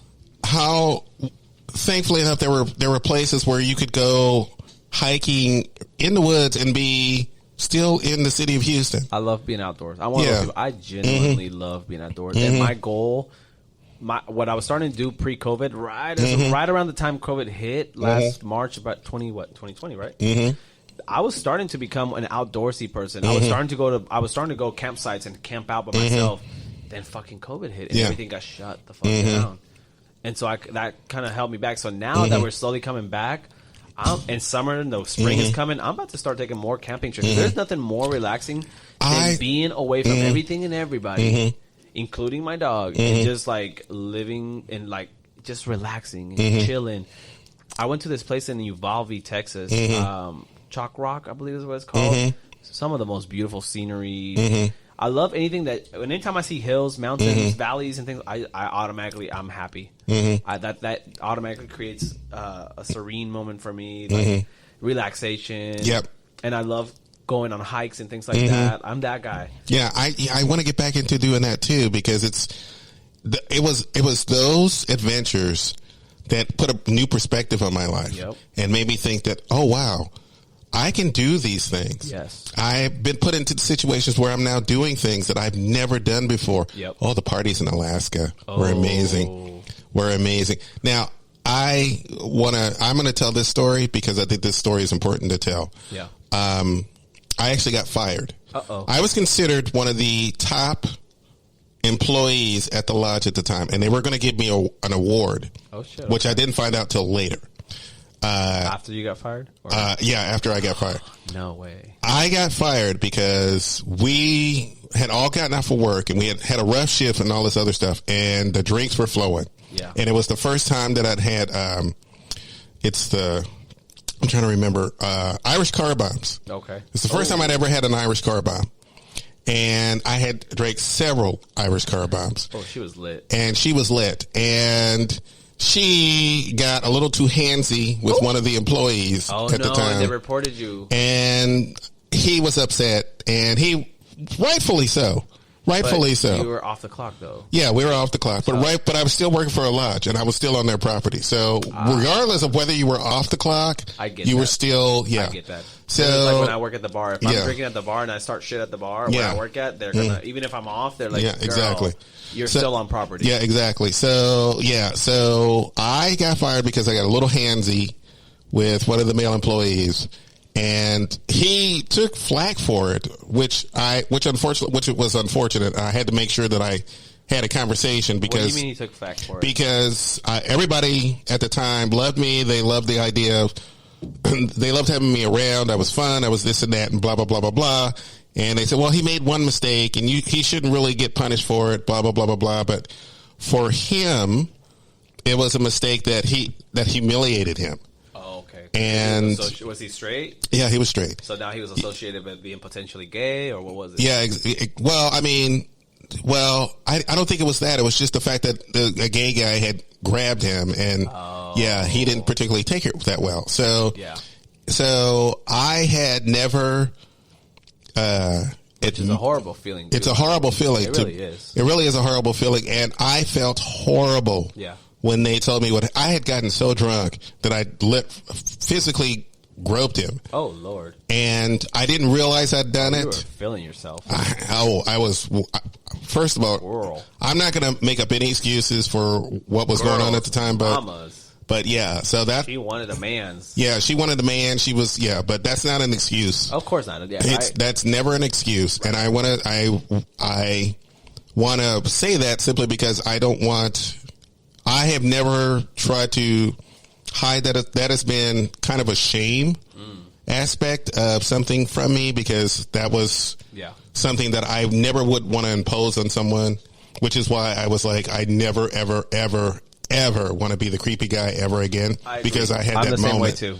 Because I had that one moment that even when I have like straight, I get what you're saying. I hate being that gay who's like too forward with their straight friends or who tries to come on, just let me suck your dick. No, I don't like that. I don't like being that friend. I always tell them, like, if you're ever interested in any way, shape, or form, you have to let me know. Otherwise, I'm gonna just treat you like a friend, and I'm not gonna make a move on you out of respect. Okay. That's what I tell my straight friends. I'm like, if you're want to play, just let me know. Just drop a hint. Touch me a certain way. Let me know. Hey, what's up? Okay. Let me write this down. And no, I'm kidding. Because I'm very respectful when it comes. Because I know that that's not their normals. Yeah, exactly. So compared to me, so and then I don't want to be that guy who makes a friend feel so uncomfortable that they don't want to hang out with me ever again. Or or when they see me coming, like, oh fuck, here he comes. Yeah, exactly. So he's gonna flirt with me. He's gonna touch me. I never want to be. That and I'm guy. still somewhat of a flirt. And I know that sometimes I still push it a little bit. Yes. And sometimes I have to be put back in my place because, right, we make jokes, we test the line. Yeah, we test the line, but sometimes we have to be put back in our place, and then it's like, hey, Joel, you're getting out of line, you got to go home. And it's like, okay, you're right. You're right, I got to go home. My bad, I'm sorry, let me go home. So, sometimes as a man, I'm starting to learn more about what I think as men. And like I said, we got back to the whole Pepe Le Pew thing, and I think it really goes back to the Pepe Le Pew thing. I think as men, we are giving carte blanche to basically be men. Yeah, we've been programmed to think that that's okay behavior. Yeah, and that's okay, but when in reality it's not. And now for those people who are saying that it's not. Because if you think about it, when you're on the end receiving of that behavior, that's not comfortable. That's not comfortable. That is not fun. And I've been in that position. Yeah, exactly.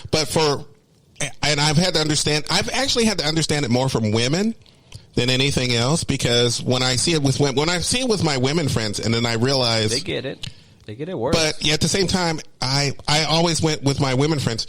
Did I not do the right thing when it comes to when a guy was hitting on you, or did I push you into a situation that you didn't want to be in? So now I'm really starting to ask the questions. I used to tell my straight friends, especially when I'm hanging out with my straight girlfriends.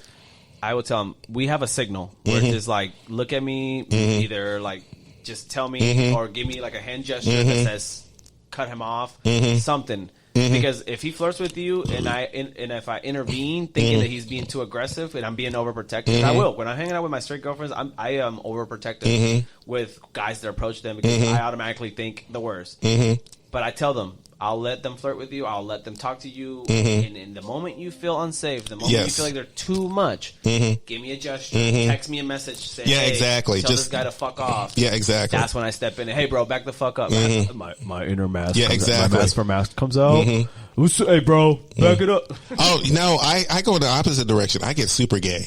I don't. Because I realize something, that if I got super gay, if I try to get masculine, I'm like, oh my God, it's going to lead to a fight. Now I'm going to be like that. Oh no, please don't. So I figured, no, let's go in the opposite direction. And it's our hard let's thing to get super gay, and then let's reverse it on him. And then when I reverse it on him and he's like, hey bro, I don't like it when you do that. And I'm like, well, neither did she. Because I'm naturally overprotective. Not overprotective. I'm naturally protective of my friends, especially when we go out. People that approach us, if they're coming at us wrong. And not that we're looking for like drama or fights, or we're not. I usually like to go out to have fun. But when I notice that somebody is either being the Pepe Le Pew towards my friend, and my friend is like, okay, stop. Like, hey, I'm not. Or they make a side comment, hey, this guy's being too much. I'm that friend that will step up and speak up for them. Yeah, exactly. Like, hey, back it the fuck up. You're being too aggressive. What? No. Stop. You're not. It's not cute no more. If anything, go away, please. Thank you. Yeah, exactly. And I'll be nice about it up first. Nicely, aggressively. And then if they keep pushing it, that's when I'm like, hey, what the fuck's your problem? Do we need to fight about this? Like, and so that only happens when it comes to my straight girlfriends. When we go out to the straight bars, I look at it as that's their behavior in that setting, because I know what the behavior is in the gay setting. So that's why I tell them, I'm going to assume this is normal in your world, but if it's not, you have to either tell me, send me a signal, light up smoke and send it, something. Because, and then when they're being, but I can also tell when somebody's being inappropriate with somebody. Because I can read rooms, I can read body language. Yeah. I can tell when somebody's being too much. And we've both been bartenders. We know how to read the room. And we know how to, I have had to intervene several times when it comes to men being inappropriate to women at a bar. Yes. And especially if you're sitting at my bar and I've been like the guy who might see a woman in trouble if I'm bartending and I'm like, I'll start a conversation. Yeah. And he'll be like, hey, bro, we got this. And I'm like, no, actually, I was talking to her. Correct. By the way, here's your tab. Thank you for coming. You gotta go. So, I would intervene because, by the way, and I've always complained about this, and I didn't realize on the other end how much of a big deal it was. And I did not realize as a man how much privilege I have when it comes to that. When I want to go out to a bar to just have a drink and be alone, I can go out to a bar and have a drink and just be left alone. Correct. Whereas my female friends cannot do the same thing. They cannot go to a bar and just have a drink and just have some quiet time to themselves without 5 men trying to buy them a drink or trying to have a conversation, and they constantly have to say, oh, no, you're fine. They constantly have to say, no, thank you, or they try to be nice and go, hey, look, I'm just trying to have a drink. I've had a really hard day at work. I also think it comes down to the person as well. Meaning, if you allow that behavior, they're going to treat you that way. If you kind of stand up for yourself in that moment, if you see certain people coming at you a certain way, I'm one of those people like, I'm okay, I will speak for myself. If I see somebody coming at me in a too flirtatious kind of way, maybe too Pepe Le Pew, I let them know, like I said earlier, hey, please stop. Hey, I'm not interested. Or like if I notice it's too much where it's starting to become out of control. I watched a woman one time. It was hilarious, and I was with a friend of mine, and we were just sitting there having a conversation. And she said, and she would manage to be able to sit there at the bar the entire time by herself because every guy who walked up, she went, no. Hey, I just want to no, bye. Hey, you don't have to be. You don't have to be energy. A bitch. No, that is my energy. No, sometimes I hate to admit it, but that is my energy. And they would walk off. And some of the guys, she's a fucking bitch, and blah blah blah blah blah, and she'd be just sit there knows like exactly what she wants, and it's but not at the same time, though, like I said, the fact that she has to go through all of that just to have a quiet moment. That's ridiculous. Yes. If someone wants to be left alone, they just want to be left alone. That's it. And if someone tells you once, hey, thank you, I appreciate it, but I really just want to be by myself. And they still insist on sitting there and everything else. And it's like... Because sometimes they see that as a challenge. Yeah. Oh, she said no. Let me because, find a way to get her to say yes. Like I said, it goes right back to Pepe Le Pew. Yeah. It's about the pursuit. We have been taught that just because she says no, she actually means yes. Yeah. So we pursue and pursue and pursue. And I think it has to be case by case. Yeah, you just exactly. have to read the room in the moment where, like, okay, this person really is not feeling. And you see it in their body language. You can see it in their tone of voice change. If it becomes more aggressive, okay, I'm gonna leave this. Hey, I'm sorry. I apologize. And by the way, when I bring that up, 99% of men will just leave her alone. It'll be that 1% of men that she has to deal with. That'll be the man who walks to her, that when she walks to her car, he's following her. That's not only straight women. This happens too in the gay world, the gay bars. Like this happens in the gay scenario as well. I've seen it happen many times with kids. Sometimes a younger kid will come in, he's freshly new to the scene, and then you get an older guy, he's like, hey, what's up? I know. Hey, let me buy you. And it's literally the same scenarios. I've seen it when the kids are like, ew, get away from me. And the guys either will get their feelings hurt, oh, okay, my bad, I'm sorry, and then walk away. Or they keep pushing, and the kid's like, can you, oh my God, can you tell him to stop? Like, he's doing too much. And I've had to tell some of even my regulars, hey, bro, you're doing the most. Or I have to find a way to tell them nicely, hey, you have to stop. And if they keep pushing, I was like, okay, either you stop or you have to leave. But what the fuck? I come to you all the time. That doesn't. And right now, that doesn't matter. You're making somebody feel uncomfortable. And that's one thing I don't like when I'm at the bar and other people make other people feel uncomfortable. What I've learned as a bartender is either you kick if that person is harassing people around them, either you kick them out or the people are going to leave. I learned that lesson early on as a bartender. So if I take out the problem, the people will stay. They will continue buying drinks. They'll continue. But if you leave the problem there and just pretend it is not a problem, the people will start going to let's go to another bar. That person's bothering me. Let's go. Can you close my tab out? And wait, why are you leaving? That guy. I have the neighborhood bar that I've gone to for the last 10 years. And I love the fact that every now and then the bartender will go, hey, Joel, last night you got out of hand. We Those love are you. the real bartenders. Yeah, everybody here loves you. They think you're the greatest person on the planet. Right. But you got a little out of hand last night, so you're gonna have to roll it in. And that's a real bartender. And I feel such shame that I'm like, okay, you're right. If your bartender really cares about you, he'll let you know. And I like the fact that they care enough to tell me, hey, Joel, he started it off right. He's like, Joel, everybody in this bar loves you. They think you're great. You're smart. You're funny. You're this and that. You're doing the most. But you were the most last night. And we get it because people kept buying you drinks. Right. And everybody wanted to be on top of you and all this other stuff. And you got a little out of hand. You're very popular, Joel. I don't mean to be. I don't mean it, sir. It just happens. Okay. And so, that part. Yes. I don't mean it. It just happens. I'm just accidentally popular. Mm-hmm. What can I say? Exactly. It's just, that bar, I have walked into so many different scenarios. Yeah. It's ridiculous. I once walked into a scenario where I just left from work and all I wanted was a beer. I just wanted a beer, sit out on the patio. It was a nice afternoon. Yes. I wanted to sit out on the patio and just decompress. Yes. I walked to the door. Every person in the bar is white and every person is having a conversation about racism. Great. Which I was like, oh, Right. Great. Fuck. Thanks. I just want a beer. So sometimes I bring headphones in. When I think about it now, and that happened maybe a year or two ago, when I think about it now, I'm thinking to myself, I'm actually proud that they had that conversation. Also, it was a good racist conversation, like a good conversation about race. No, it was a conversation about racism. And it was a progressive conversation. And the fact that it was white people having this conversation amongst each other, trying to figure out what they think racism is. Yeah. And this and that, and really debating it back and forth. Yeah. Because I heard some of the conversation when I was sitting outside. Because I went inside to get a beer and they stopped talking. Oh. And I loved it. And they all just got quiet. Yeah, it's like did we say the wrong thing? I walked in the door and I had heard them through the door already and I heard enough. So I'm like, okay, let me just walk in and see what happens. So I walk in. Silence. And suddenly the bartender and all the patrons get silent. They all start looking at the TV. You can feel that fucking energy. They all start looking at the TV and everything else. And the bartender's like, hey, Joel, what's going on? People like us who are aware of the room and the energies, pay attention to body language, we pick up on that shit. Yeah, exactly. So but I laugh. So in my mind, I'm like, this is the most hilarious thing ever. Yes. I'm like, hey, Dave, I'll take a beer. And he goes, are you going to sit in? So are you going to sit inside or are you going to sit out on the patio? I'm like, no, I'm going to sit out on the patio. That way y'all can talk comfortably. Mm-hmm. And then he hands me a beer and they're all just sitting there just looking at each other. They're all quiet. Mm-hmm. And he goes, I don't know if you heard the conversation. I'm like, yeah, I heard the conversation.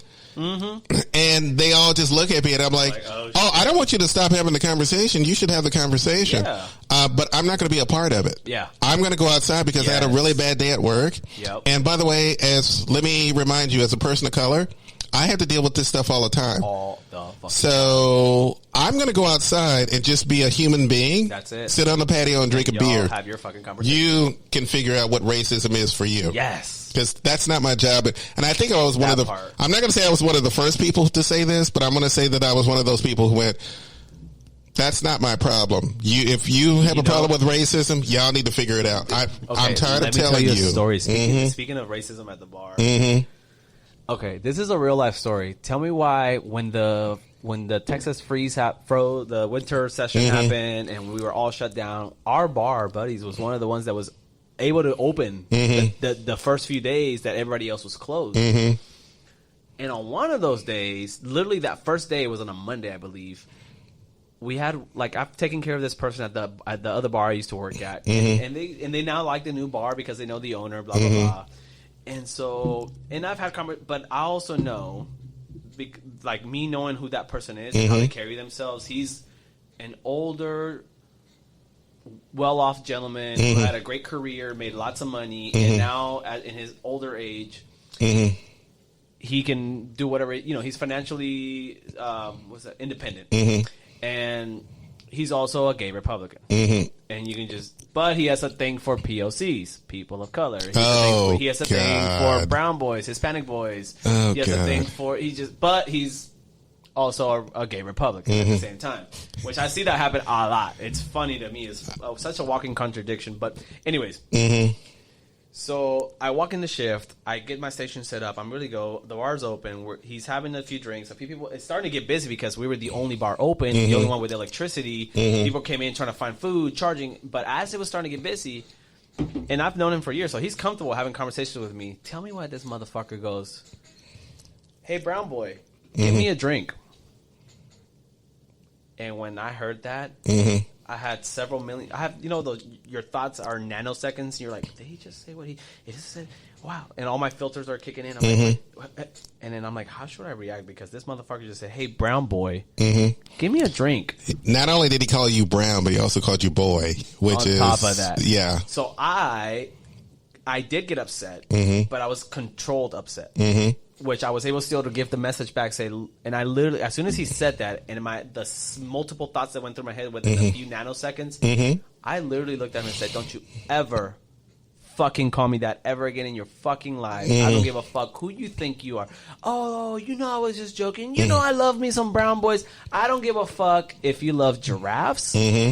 Don't ever refer to me as a brown boy in any way, shape, or form, funny or not. This will be the last time you ever make that kind of comment towards me. And if you say something stupid after this, I will kick you the fuck out, and I will never allow you back on any of my shifts." He just kind of sat back and looked, and then he realized he fucked up in that moment. Luckily, he realized so he didn't get defensive. If anything, he got embarrassed. He turned bright cherry red. He started looking down, and "I'm so sorry. I apologize. I guess I didn't think. I'm sorry." I was like, "Don't say anything else." But moving forward, and I've known you a long time now, don't you ever in your fucking life call me a brown boy ever again. In that kind of way. "Hey, brown boy, give me a drink." And then the thing too is when he said it, the people that were lined up around the bar top heard, they were in their conversations, having their own kikis and whatnot. And so when he said, "Hey, brown boy," you automatically felt the silence in the room. So I went from, "Oh shit, did you hear what he just said? Girl, oh my God." And when they saw my reaction, and one of the customers that was there later on, he's like, "You handled that well. You told him, but you didn't cuss him out, but yet you were stern and direct and forward and said, hey." And luckily the owner was in the building, the GM was in the building at the time, some of the managers were in there, because it was just like the first day from that freeze. Frankie and Christopher were there. Yeah, and I was so mad that I told him what I spoke my mind to him. He regretted it. The people around him just kind of gave him that side eye, like, "Did you just really refer to him as a brown boy?" And they were just like, "Oh my God, this just happened." But I stood up for myself and I let him know, "Don't ever do that again." But me and my anger, and here's one thing about the industry, like when we work, sometimes it goes from being angry, and then you also have to go turn around 5 seconds later and go, "Hi baby, do you need anything? Are you okay?" Yeah, exactly. And even though you're internally like having combustions in your head, you're like, "This motherfucker just called me brown boy," and I'm blah blah blah blah blah, and then you're, "Hey girl, how you doing? What's going on? Do you need anything?" Yes, and it really shows exactly the level of being human. When you're faced with a situation where you're going to have to deal with one person, but you have to be able to keep a steady flow of what's going around you because you're working at the time, and you don't want to. Suddenly you're like, "I hate white people, so I'm going to take it out on every white person in the bar." Right, which is that's not me. That's not I know, but at the moment, you're thinking that one person has really set you off, and then you're really having to rein in your feelings and emotions. Because now you're thinking, "Oh, this white ass motherfucker just said this to me," and blah blah blah. And then you're looking at your other customers, and you're like, "Oh," and have to put on and then you have to like in the middle of you being angry. Okay, remember, it's only him, not everybody else around him. Yeah, right, exactly. So you have to be. So I did that on point, and you have to be better. So I literally let the man have it. I didn't want to fully cuss him out because I've done that before, and I said, okay, if I fully cuss him out, I lose my job. Like it looked like, mind you, those nano thoughts were like, I call them nanosecond thoughts, where like in nanoseconds you're calculating several thoughts, formulating in your head. You're like, blah blah blah. This is going. Blah, blah, blah. Like, you ever seen that meme of the guy thinking there's a fucking algebra behind him? And that was me in that moment, but it happened within seconds. So once I told him, "Don't ever do that again," blah blah blah, and then having to turn around for a customer on the other opposite of the bar, "Hi baby, you doing okay? You want me to get you another drink?" And I'm still pissed internally. Yeah, exactly. I made that person the drink, and I had to put it down. And I told the barback, "Just watch the bar for a quick fucking second. I walk into the kitchen, and I'm just like, grasping my fist, making the fist motion.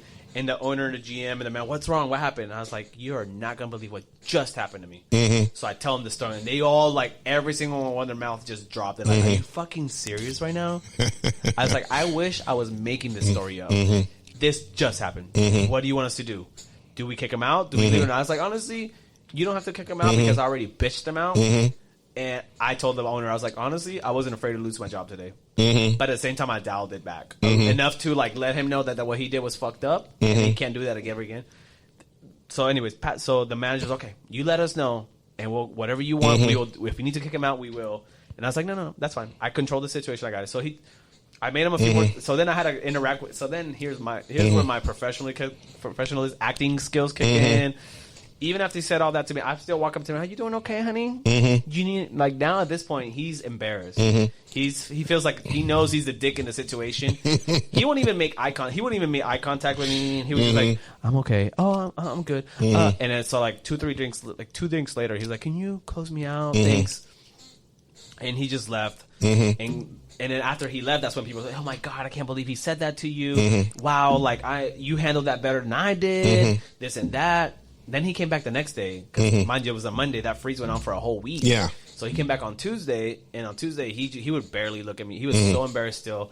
He actually ended up going to the other bartender sitting on his corner, and I was like, "Good, go over there because I know that the moment you pop off saying some ignorant ass shit, I will definitely be ready to quit my job today or get fired from it. No fucks given." But yeah. Hey, brown boy, give me another drink. And what pissed me off, it was so casual, Joe. I know. So fucking casual. Very like I just said it. Hey, brown boy, give me another drink. Let me ask you a question. Did it take you by surprise? How? It did not take me by surprise. Have you experienced this? Yes. I've experienced racism as a bartender many times. Wow, because I would feel like that because of your personality and everything. If not racism, prejudice, or some kind of being treated like I'm less than, being condescended, belittled. I put up with the microaggressions, right? Which we all do. Yeah, which we all do. With a job. I once had a person. I was at Michael's Outpost, and I was hanging out with a couple of friends. By the way, I do have another one about 6'11". But I was at Michael's Outpost, and I was sitting with a bunch of friends. And this couple came in, and they looked like they had just come from a vacation in maybe the south of France or Italy or something like that. Money. They had the tans. They had these colorful suits. Rich people tan. They were over 50, so they had lots of plastic surgery. The hair had been done, all this other stuff.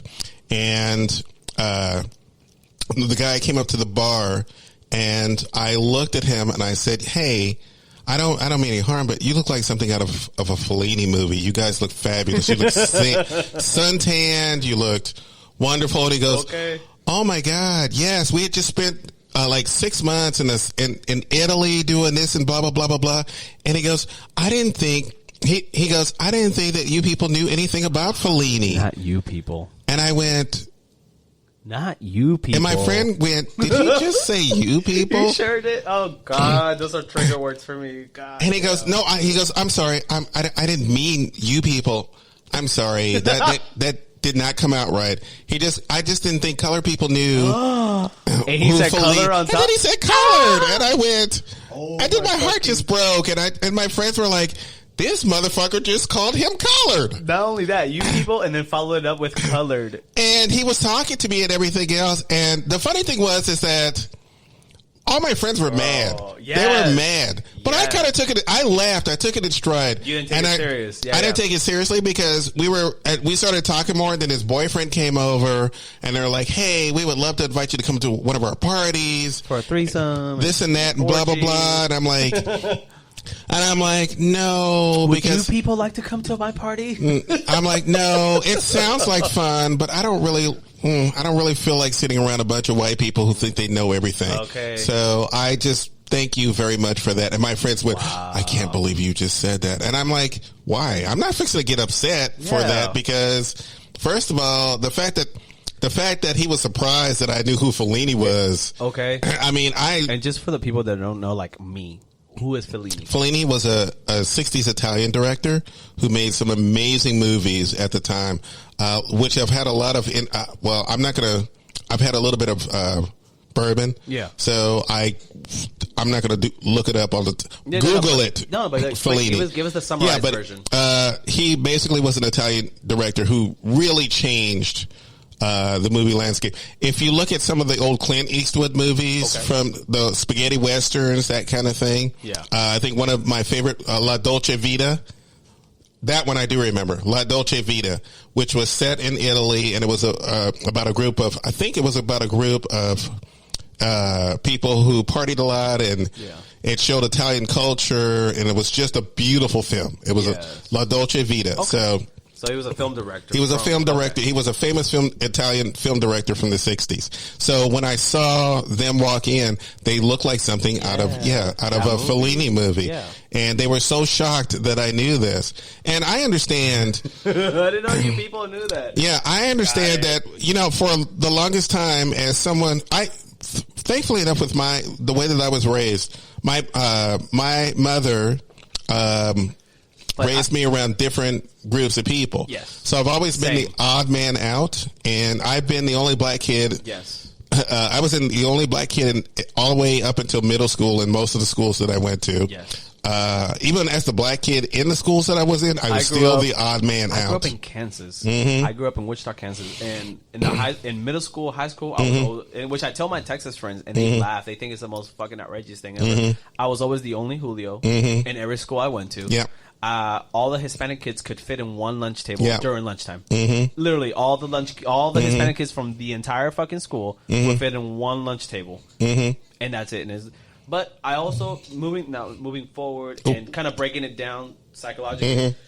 I think that in the jobs that we do, we deal with that shit all the time. Yeah, we deal with it all the time. To some degree or another. Microaggressions, people's comments, and I've come down to, I've deduced it to where I've learned that, because I know my feelings and my emotions going into the job, I know that it's not me.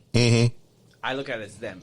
And I think of it, okay, if you're acting this way towards me, I don't think it's not anything I did, especially when I know it's not anything I did. I check my feelings and my emotions. Like, did I say something? Did I do something? No, it's them. It's you. You might have an insecurity towards me. You might not be used to talking to a bartender that looks like me. You might or my personality, my confidence throws you off, and that makes you very like, oh, he's too confident. He's too. And I get that sometimes. Sometimes I'm a naturally confident person, and not in a cocky way. I'm just naturally confident. Exactly. I like I said, I've always beat myself up with this idea that I'm not this most confident person, but I see myself in certain situations. I'm actually quite more confident than I give myself credit for.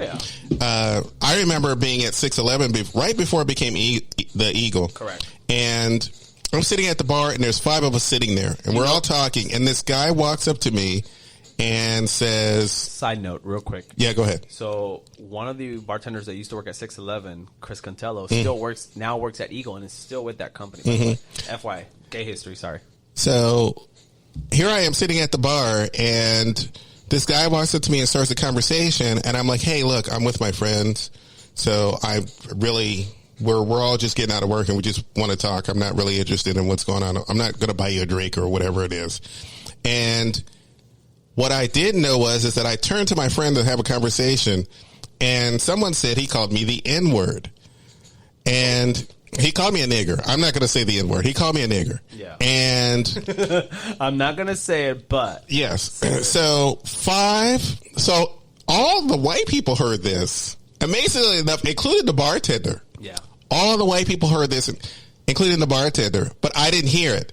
And they all went off. It's one of those fucking moments where like everybody heard it but you, and then you look dumb because everybody's reacting around you, and you're like, what the hell is going on? Why are you guys reacting? And they all let him have. The bartender came from behind the bar, I've done that grabbed him and threw him out the door. Yep.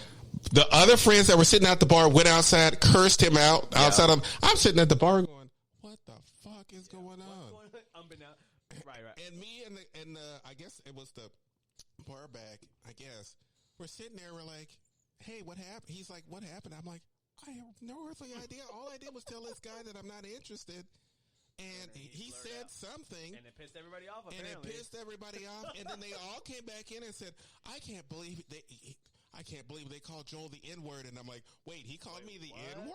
Oh, you're lucky I didn't hear it. He called me the N-word, and they're like, you didn't hear that? I'm like, no, I started talking to you guys. Yeah. I wasn't paying attention to him because I could care less. Yes. And they're like, well, he said it, and we just got upset. And I'm like, thank you. That is appreciated. Yes. I'm like, oh my God, including the bartender who bought me like 3 more drinks because he felt like he felt bad for me. And I'm like, why? I didn't. Did you milk it in that? I milked it. God, I'm like, oh my God, I'm emotionally damaged. I'm so emotionally damaged. 10 drinks later, I just don't understand. I left him a $30. I left him a $30 tip. Good. So thank you know, yes, thank you. I'm like, I knew what was happening, but I was like, this. But us as bartenders, though, we know we know right from wrong, and bartenders of color, we have to put up with so much. Yes, we have to put up with so much, and sometimes we have to put up with. But I also say you put up with what you allow. Mm-hmm. If you allow that kind of behavior, if you allow your regulars to make certain funny jokes towards you or around you and think that you're not. No, I tend to be that bartender who will call the shit. Hey, don't do that again. Hey, that's not cool. That way they know what your boundaries are as they're getting to know you and becoming your regulars for years. I've had regulars for years that I've had to like say, hey, you know what? You and me are done. No more. This is it. But I've had to because I've worked in straight bars for so long as a bartender or straight restaurants. Girl, try working at a gay bar. Oh no! My best friend who's gay works at a straight bar, and I was like, "Girl, half your drama is nothing compared to the." Oh no, drama. It's weirder at a straight bar. Girl, it is weirder. Mamas, I always tell people, mamas. I always tell this is what I tell my best. This is what I tell my best friend.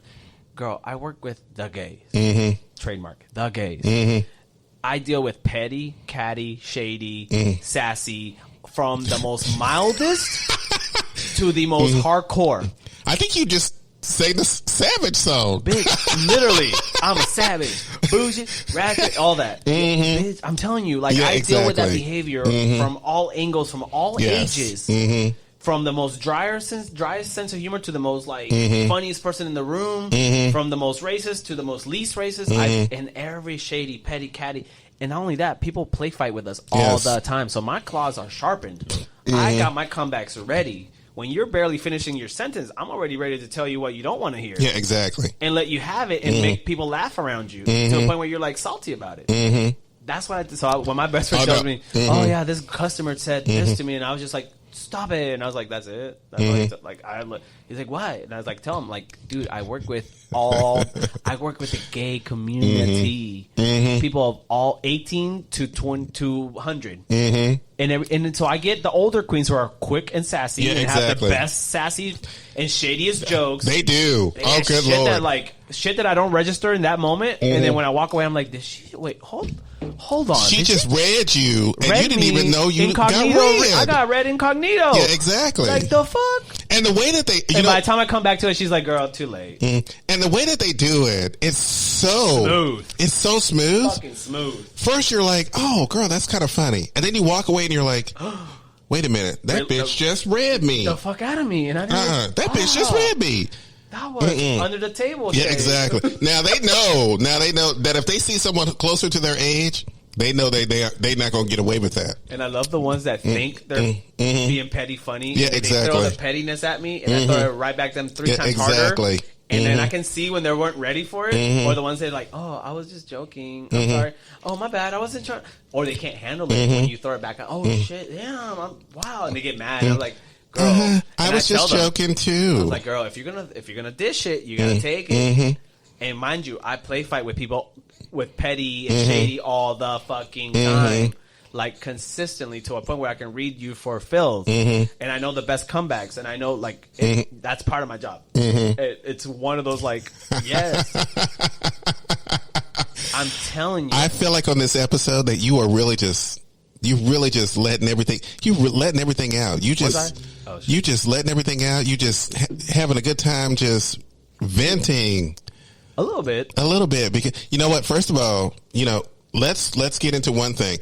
You have a car wash happening tomorrow. I do. Let's talk about that car wash you happening tomorrow. So tomorrow, today is the Wednesday the 17th. So tomorrow, Thursday, is it St. Patrick's Day officially? Today is officially today, March 17th. So tomorrow, March 18th, we are having a community car wash for an industry person that passed away, and so a lot of us Montrose personalities and just Montrose community, better said, the Montrose community in general, we decided to come together and do a fundraising car wash, and what any and every profit that's made from that is going to the family.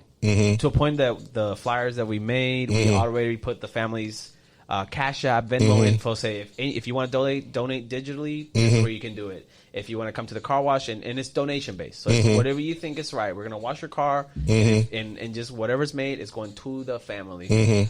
So unfortunately, the person, it was a tragic, sudden death type thing. That it was an accident as far as we know. And so, but because it was a Montrose personality, is somebody that we knew, the industry person, better said, it just caught us all off guard because it was that person was such a nice, beautiful soul that when you found out that person passed, you're like, are you fucking kidding me right now? Like, and the thing is, I had seen the person that night when the incident happened. Oh my goodness! And at the bars, I ran into them and I said, "Hey, what's up? What's going on?" Gave them a hug. How are you? What's going on? Hey, what's up? And then come to find out, when I wake up the next day, to text messages, and screenshots of like, this happened. And I literally had to like take a second back in my as I'm waking up and starting my day. I'm like, like just shock came over me for that day. The rest of that day, I was just in full shock. I just couldn't believe it. I just could not believe it. So my condolences to her family, her friends and families. And me and her were just acquaintances. We were starting to become friends. And it's a young, beautiful soul that left us early. But left an impact in the community. And I'm so glad that you're able to put this stuff together. Me too, man. Honestly, I'm. And the fact that you know what, and it wasn't just me. I won't take full credit. It was originally Jacob Smith, who bartends at Ripcord. I kept hearing through people, yeah, Jacob's going to donate some of his tips to help out. He's inviting other people to do the same thing. And I said, okay, I like that idea. But let's expand on it. Yeah, exactly. Let's expand. Let's make it better. Let's host an event, something that I know will bring money in. And when the Montrose community makes that call out, kind of like that bag signal. Like we put the bag signal in the air, they come to us and we say, "Hey, we need your help. Let us help us help one of our own." And they do. They show up in numbers and they help us out and they get the car washed and we did that last time too when we were in the middle of the pandemic. The bartenders got together and did a car wash just to to make some extra cash. So that's when I told Jacob, and I called Jacob and said, "Hey, I know this is right now you're doing that, so I'm not trying to take away from your idea. If anything, I want to join forces with you exactly, and expand on that idea. And I think we should do this." And we know the same industry people, so I know we can make a few phone calls or text messages. Hey, you want to be part of this event if we put it together? And literally within that same hour, everybody said yes to each one of us. Yeah, set it up. I made the flyer. Me and Jacob just kind of kind of orchestrated everything. And we were supposed to actually do it today on St. Patrick's Day, but in Houston, it was forecasted to rain all day long. Come to find out, it only rained from 10 in the morning to 2, and it was perfectly sunny the rest of the day. I woke up this morning to go to my appointment, and it was pouring down rain. And I'm like, oh my God. Yeah. I might have to push the appointment back a little bit. And then 1 o'clock, it was done. And I'm like, so Jacob and here we go. So Jacob and myself made the call. Said, you know what? Let's just reschedule it for Thursday, where we knew the weather was predicted to be perfectly sunny that day. And I said, all right, fuck it, we'll move it to Wednesday, to Thursday, and we'll hold the event there. So is this podcast coming out tonight, tomorrow? No, you know what? I'm going to put it out early tomorrow. Okay. So if you hear it in time and you're able to come out to the fundraiser, it's going to be at the Hamburger Mary's and Buddy's parking lot. Just come out, donation based, whatever you think is right. If you want to help, you're more than welcome to come and help us out. Like I said, any and all proceeds will go to the family. You know what? I think I might show up because I might want to. Yeah, I need to. Yeah, I think I'm going to show up. If there's anything that you want me to do, just hang out with us, help us wash cars. Yeah, I'll wash cars. I'm going to put on my little shorty shorts. Do it. I'm going to twink it up, put on my little shorty shorts and a crop top. Thank you. With my belly hanging out. You are more... Okay, that part. Hey, there's nothing wrong with that because you know what I learned? Beauty is in the eye of the beholder. And in our community, I've seen some of the... what one person thinks is, oh, why is he dressed like that? I'm starting to learn that. Oh, it happened. I see it all the time. And here's the thing. This is what I love about what the young people... I love what the young people are doing now. Because what I was told to be ashamed about 20 years ago is now a thing that everybody celebrates now. It's accepted. And there's still a long way to go in the community, and we're still going to work out some things. I mean, we literally just had a conversation about racism for about 5 minutes. Okay. But for the most part, when we come together, and especially in Houston, this is what I love about Houston, and this has been happening in Houston since I've been in the gay community. As soon as something happens, just one person in the community, we all come together. Yes. We all come together. And I told Jacob the other day, we were having a conversation. We had lunch. We went and bought some supplies for the car wash, and we had lunch. And I told Jacob, this is one of the things that I love about this is one of those few moments that I love in our community is when all the egos and personalities put that to the side and come together for one thing to help out whatever the situation is. Yeah, exactly. Like, those are the moments that I live for the most, and I wish that we did that more consistently. But at the end of the day, it's all about quality, though. It is in our climate and whatever in our neighborhood. It's sad to say, but it's like, it's very either cliquey or ego driven, or I'm not doing that because it's going to benefit that bar, or I'm not doing this. So I can tell you right now, and this is, by the way, as soon as we're done, I'm gonna make sure this episode goes out as soon as possible, because I want something to understand here. You guys at Buddies have made this show feel very welcome. Yes. You've made me feel very welcome. Yes, sir. Personally, because I now start to see that I now start to understand that, you know what, all the bad things that I thought or I hated about the gay community, no. Yeah. I'm making friends. I'm seeing people in the community who are doing things. It's an eye opener, and like I said, I'll be there. I'll be there to help in any way, shape, or form. Thank you, man. Because and by the way, I'm happy that you had that show that day. I'm so I wanted to talk about this on the show today. It's like, I am so happy that I was able to get that approved, and that you were able to come out and do the podcast, and that it was such a success, and that it was a new step in your podcast career, or if a trajectory, however you want to say it. To the point where we got invited back. Back. Yes, man. We're so ready to have you back, dude. Honestly, and but I don't want to take away from what we're doing tomorrow, because what we're doing tomorrow is important. Correct. And that should be the important thing. Correct. And I love the fact that you guys helped with my show and everything else, which is why I'm going to get back. Yes, sir. But the fact of the matter is, let's focus on what's happening tomorrow. So tomorrow is just a fundraiser car wash in honor of the Angie Navarro is her name, who passed away tragically, and we're going to do the best to raise as much money as possible to get people to come out and just help the family out. Help the family out in any way they can. Because I know sometimes people don't want to ask for handouts, or I'm not saying that they needed handouts or anything like that. But at the same time, as a community member and knowing that was one of our... Oh, what time does this start, by the way? It starts at 2 p.m. and it'll end around sunset time. So roughly, it'll probably end around 7-ish o'clock. Okay. As I'm looking at the clock now, and the sun is out. Okay, so here's what I'm going to have to do. I'm going to have to, because we're pretty much almost at the end of the show. Yeah. So I'm going to have to take a shower. Yeah. I'm going to have to get some of this bourbon out of my system. Okay. I'm going to have to get up early in the morning, probably go for a walk and get my stuff ready for this. Yeah. But please come out tomorrow if you can. Yes, please. Like I said, I'm going to work on the show tonight so that I could probably get it out as early as possible. Nice. Because I really do.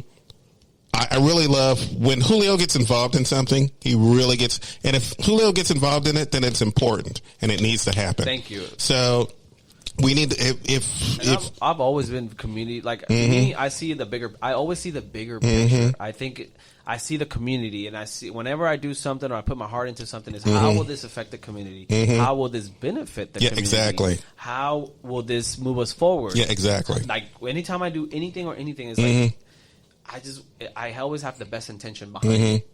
And in this case, for example, the car wash, that's another, I want. You did something last Sunday too. You put together, what was the show last Sunday Last Sunday? Yeah, last Sunday there was a huge. Oh no, there was a party. Who had the party at Buddy's on Sunday? So this last weekend, it was the baseball tournament. Yeah, the softball tournament. Which, by the way, if you see a picture of him in his little softball pants, First of all, you will notice that there is an impressive bulge going on. If I complained about what was not happening in the back, I'm not complaining anymore because what was happening in the front was amazing. My boy tends to stick out a little at times. Your boy was like, oh, I like these pants. Let's stick it out a little bit. Let's show it off a little bit. He was showing it off. By the way. Low key. Yeah. I've been trying. You know what? Here's the thing. I want some of these boys from the softball tournament on the show because I've been trying to get them on the show. We had a good turnout, man. Yeah. There was a lot of Bears from all over the U.S. Yes, I know. And I've been trying over 30 teams that came out to Houston. And I want to, next time y'all have that, I want to get involved in that because that is something that I would like to do. Yes. I would like to have some of these guys on the show and. All right, I'm afraid to have them in the room because if they have their uniforms on, you might do a thing or two to them. You might wrestle a little. This show might be 5 minutes, and then sword fight. And then it'll be on OnlyFans. That part. OnlyFans coming soon. Coming soon to OnlyFans. That little gay talk show. OnlyFans with Joel Tatum. Ew. Charlotte's behind the camera. The camera directing because she ain't gonna be in this. This is all me. She'll be the surprise cameo. Yes, she'll be the surprise cameo. But yeah, so thank you, Julio, for coming. Anytime, and thank you, by the way, that I genuinely enjoyed having your show at Buddy's. I think that was one of the most best, unique experiences of my bartending career. I had so much fun. And I'm glad that... I had so much fun. I'm glad that you were invited back by the GM himself. I know. Yeah, we want you back. Like, we want you back. Yeah, exactly. It was with such enthusiasm, too, and I'm like... And you know what I loved? How random it was. You literally got random ass people to have conversations with exactly. about anything and everything. That's because I'm like I said, people just are naturally able to talk to me about stuff. Yes. And that's why I love podcasting because once I get behind this mic and I get another person behind the mic, I can get people to talk about things that they normally wouldn't. Yeah. They normally wouldn't. And the shyest people have been the most fun guests I've ever had on this show. Literally, with the exception of Blackberry and Dynasty, they were amazing. I had so much fun with them. Blackberry especially, I had so much fun with her. Blackberry is hilarious. When she was on the show, that was before all the stuff was happening with the Facebook commercial and all this other stuff. That was way before that. So that was so much fun. The city of Houston is proud of her. Yeah, and we are so proud of her. Get posted so many times already. I know. Because we have over 600 mutual friends. So we have everything that's happened at the Grammys with Megan Thee Stallion and Beyonce, and they're strongly representing Houston. Yes. Strongly representing Houston. It's so much Lizzo and all this other. Y'all forget that these queens are strongly representing Houston and are very proud to strongly represent Houston. Lizzo has a strong TikTok presence. Yeah, exactly. So I'm just so glad to be able to get into this because, like I said, I love Houston and I want the world to love Houston. Austin's great. Austin's the Dallas new LA. Is cool. Austin is the new LA. Yeah, Austin's going to be the new LA, and that's even fun. The native Austonians, I don't know if that's the word for them, they're upset about that. Yeah, because exactly. Austin's become the new Silicon Valley. Yeah, exactly. A lot of the California companies have left, and they're now taking place. Which means that it's super expensive to live in Austin now. Yeah, it's going to become that. Yeah, exactly. And not only that, the people are coming with their California culture, and they're going to try to turn Austin into... They're kind of already doing that. There's a lot of Californian license plates in Austin as it is, and that's pissing off a lot of people in Austin because that's really just pissing off a lot of Republicans. Really, that part because they know it's going to become a blue state. Yeah, exactly. By the way, Trump only won by 6%. Damn. In the last election, 6% of the vote in Austin. No, because Texas actually he did not get overwhelming support from Texas. Houston, not from Houston. No, Houston was blue. Yeah, Texas. Yeah, most of Austin, San Antonio, Dallas, and Houston were all blue. Yes. And the votes came in, and he almost lost Texas. Which is a sign for most Texas Republicans that things are about to change. Yes. And they are scared because all these people are moving in. And they're not just, by the way, they're not just moving in from California. They're also moving in from New York. That part, too. Yeah. Whereas Austin is getting everybody from California. Houston is getting everybody from New York. Okay. So Houston, Oh, God. Yeah. So if California is all about one culture. New York is about another. Yes, it is. They're two opposites. Yeah, they're two opposites. So it's about to go down. Although I might be okay with that because I like New York culture, New York vibes, New York energy, the way people carry themselves. Yeah, exactly. The last time I was in New York and I was walking around the streets, I damn near. Don't get me wrong. I love New York. New York is great. I felt like such a native after last time we went. We stayed for about one full week, 7 days. And we took this. I love the subway system. I took that shit everywhere, up and down. Because if I don't have to drive, I love the bitch. I wish Houston had a. I think with more of a New York influence coming in, I think that the rail system's about to get better. I honestly do, and it's going to take a little while. I'm sorry. I wish we had a subway system. To be honest, well, it's not going to happen with Houston's. They can build one underground. No, the soils here are too soft and too unpredictable. We flood too much. If anything, it is going to be above ground or even higher. Okay, we might have to go in the way of Seattle, maybe building up. California, LA is doing that. Yeah. So I watch a lot of on YouTube. I watch a lot of construction and city improvement things and.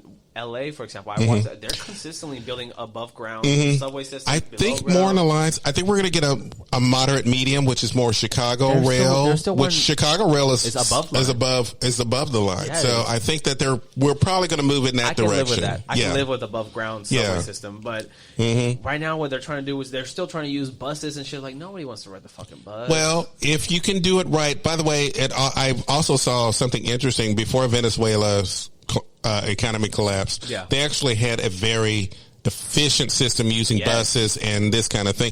So I think Houston borrowed a little bit of that when it comes to their heaviest zones.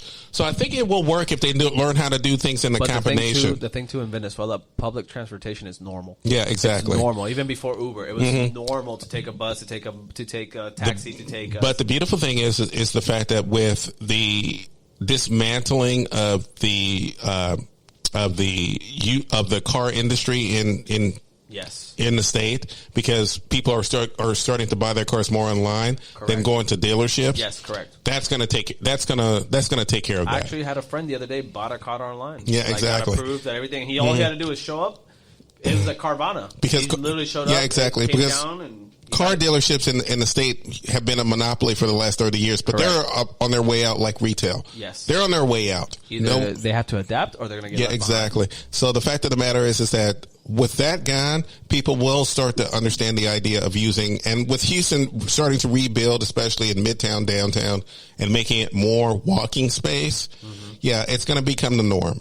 So we're going to start seeing the idea of more public trans, less cars, because that's the way we have to go. We're seeing already the idea of the automobile industry working more towards electric cars.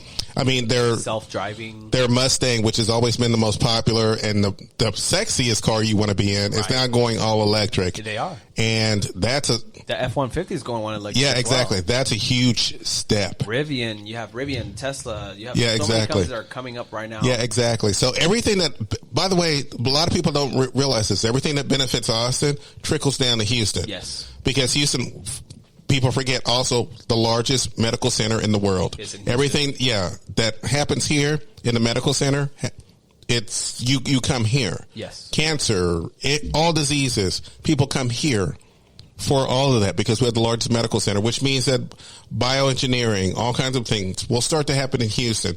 Houston just has to adapt to it. Correct. So that's the thing. And Houston's improving since I've been here 10 years now. Since I've been here, Houston has improved, adapted, and gotten better. Exactly. And consistently growing. Consistently growing. So it's been fun. It has. And we have to end the show because we've been talking for God knows how long. Great show, by the way. This is the longest episode that we have had in this. It's almost 2 hours. Oh shit! This is the longest episode in the history of the show. In the house. Now the longest episode still is the Buddies episode. Yeah. But we beat that. But we haven't beat that. That episode is by another 20 minutes. Oh, for real? Yes. Wow. So, but that was because we were a live show, yes. and live shows are expected. But for this show, we're almost at 2 hours, which is something that has not been done in quite some time. That's very cool, man. So thank you, Julio. Yeah, you're welcome. Thank you for having me. Julio Briseño, everyone. I genuinely love being here, and I appreciate you inviting me. Exactly. And he's still the backup host when I'm going to get your own separate music for that. Okay, period. I'm going to get your own separate music for that. I'm down. So Julio, who's been on our show before, who has done so much for the show. Thank you. And we appreciate him being on the show. Yeah, once again, you can listen to all the shows on all the social media and everything else. Yeah. But of course, we don't have a goodbye. We don't have a thing where we end the show, a send off. We don't have. We should do it like the Truman Show. If what does he say? If I don't see you today or tomorrow, have a good. Let me Google it because he has a cute little. Okay, because send off. he's gonna Google and end the ending for the show. Truman Show. Sign off. Honestly, I'm gonna have Charlotte work on the ending when it comes to that because that was something that she wanted to do. So I'm gonna continue to let her do that. Okay, so Truman said, "Good morning, and in case I don't see you, good afternoon, good evening, and good night." And there we go. So thank you for being on the show. Thank you, guys. All Love right. you. This show is sponsored by Tubi's Woodworking. Tubi gives you wood. Also brought to you by Bitch Boy Undies. Get you a pair or else. You can follow the show on most social media at That Lil Gay Talk Show. Check out the website, thatlilgaytalks.com. Music and vocals by Jamie D of Diamond Cut Entertainment.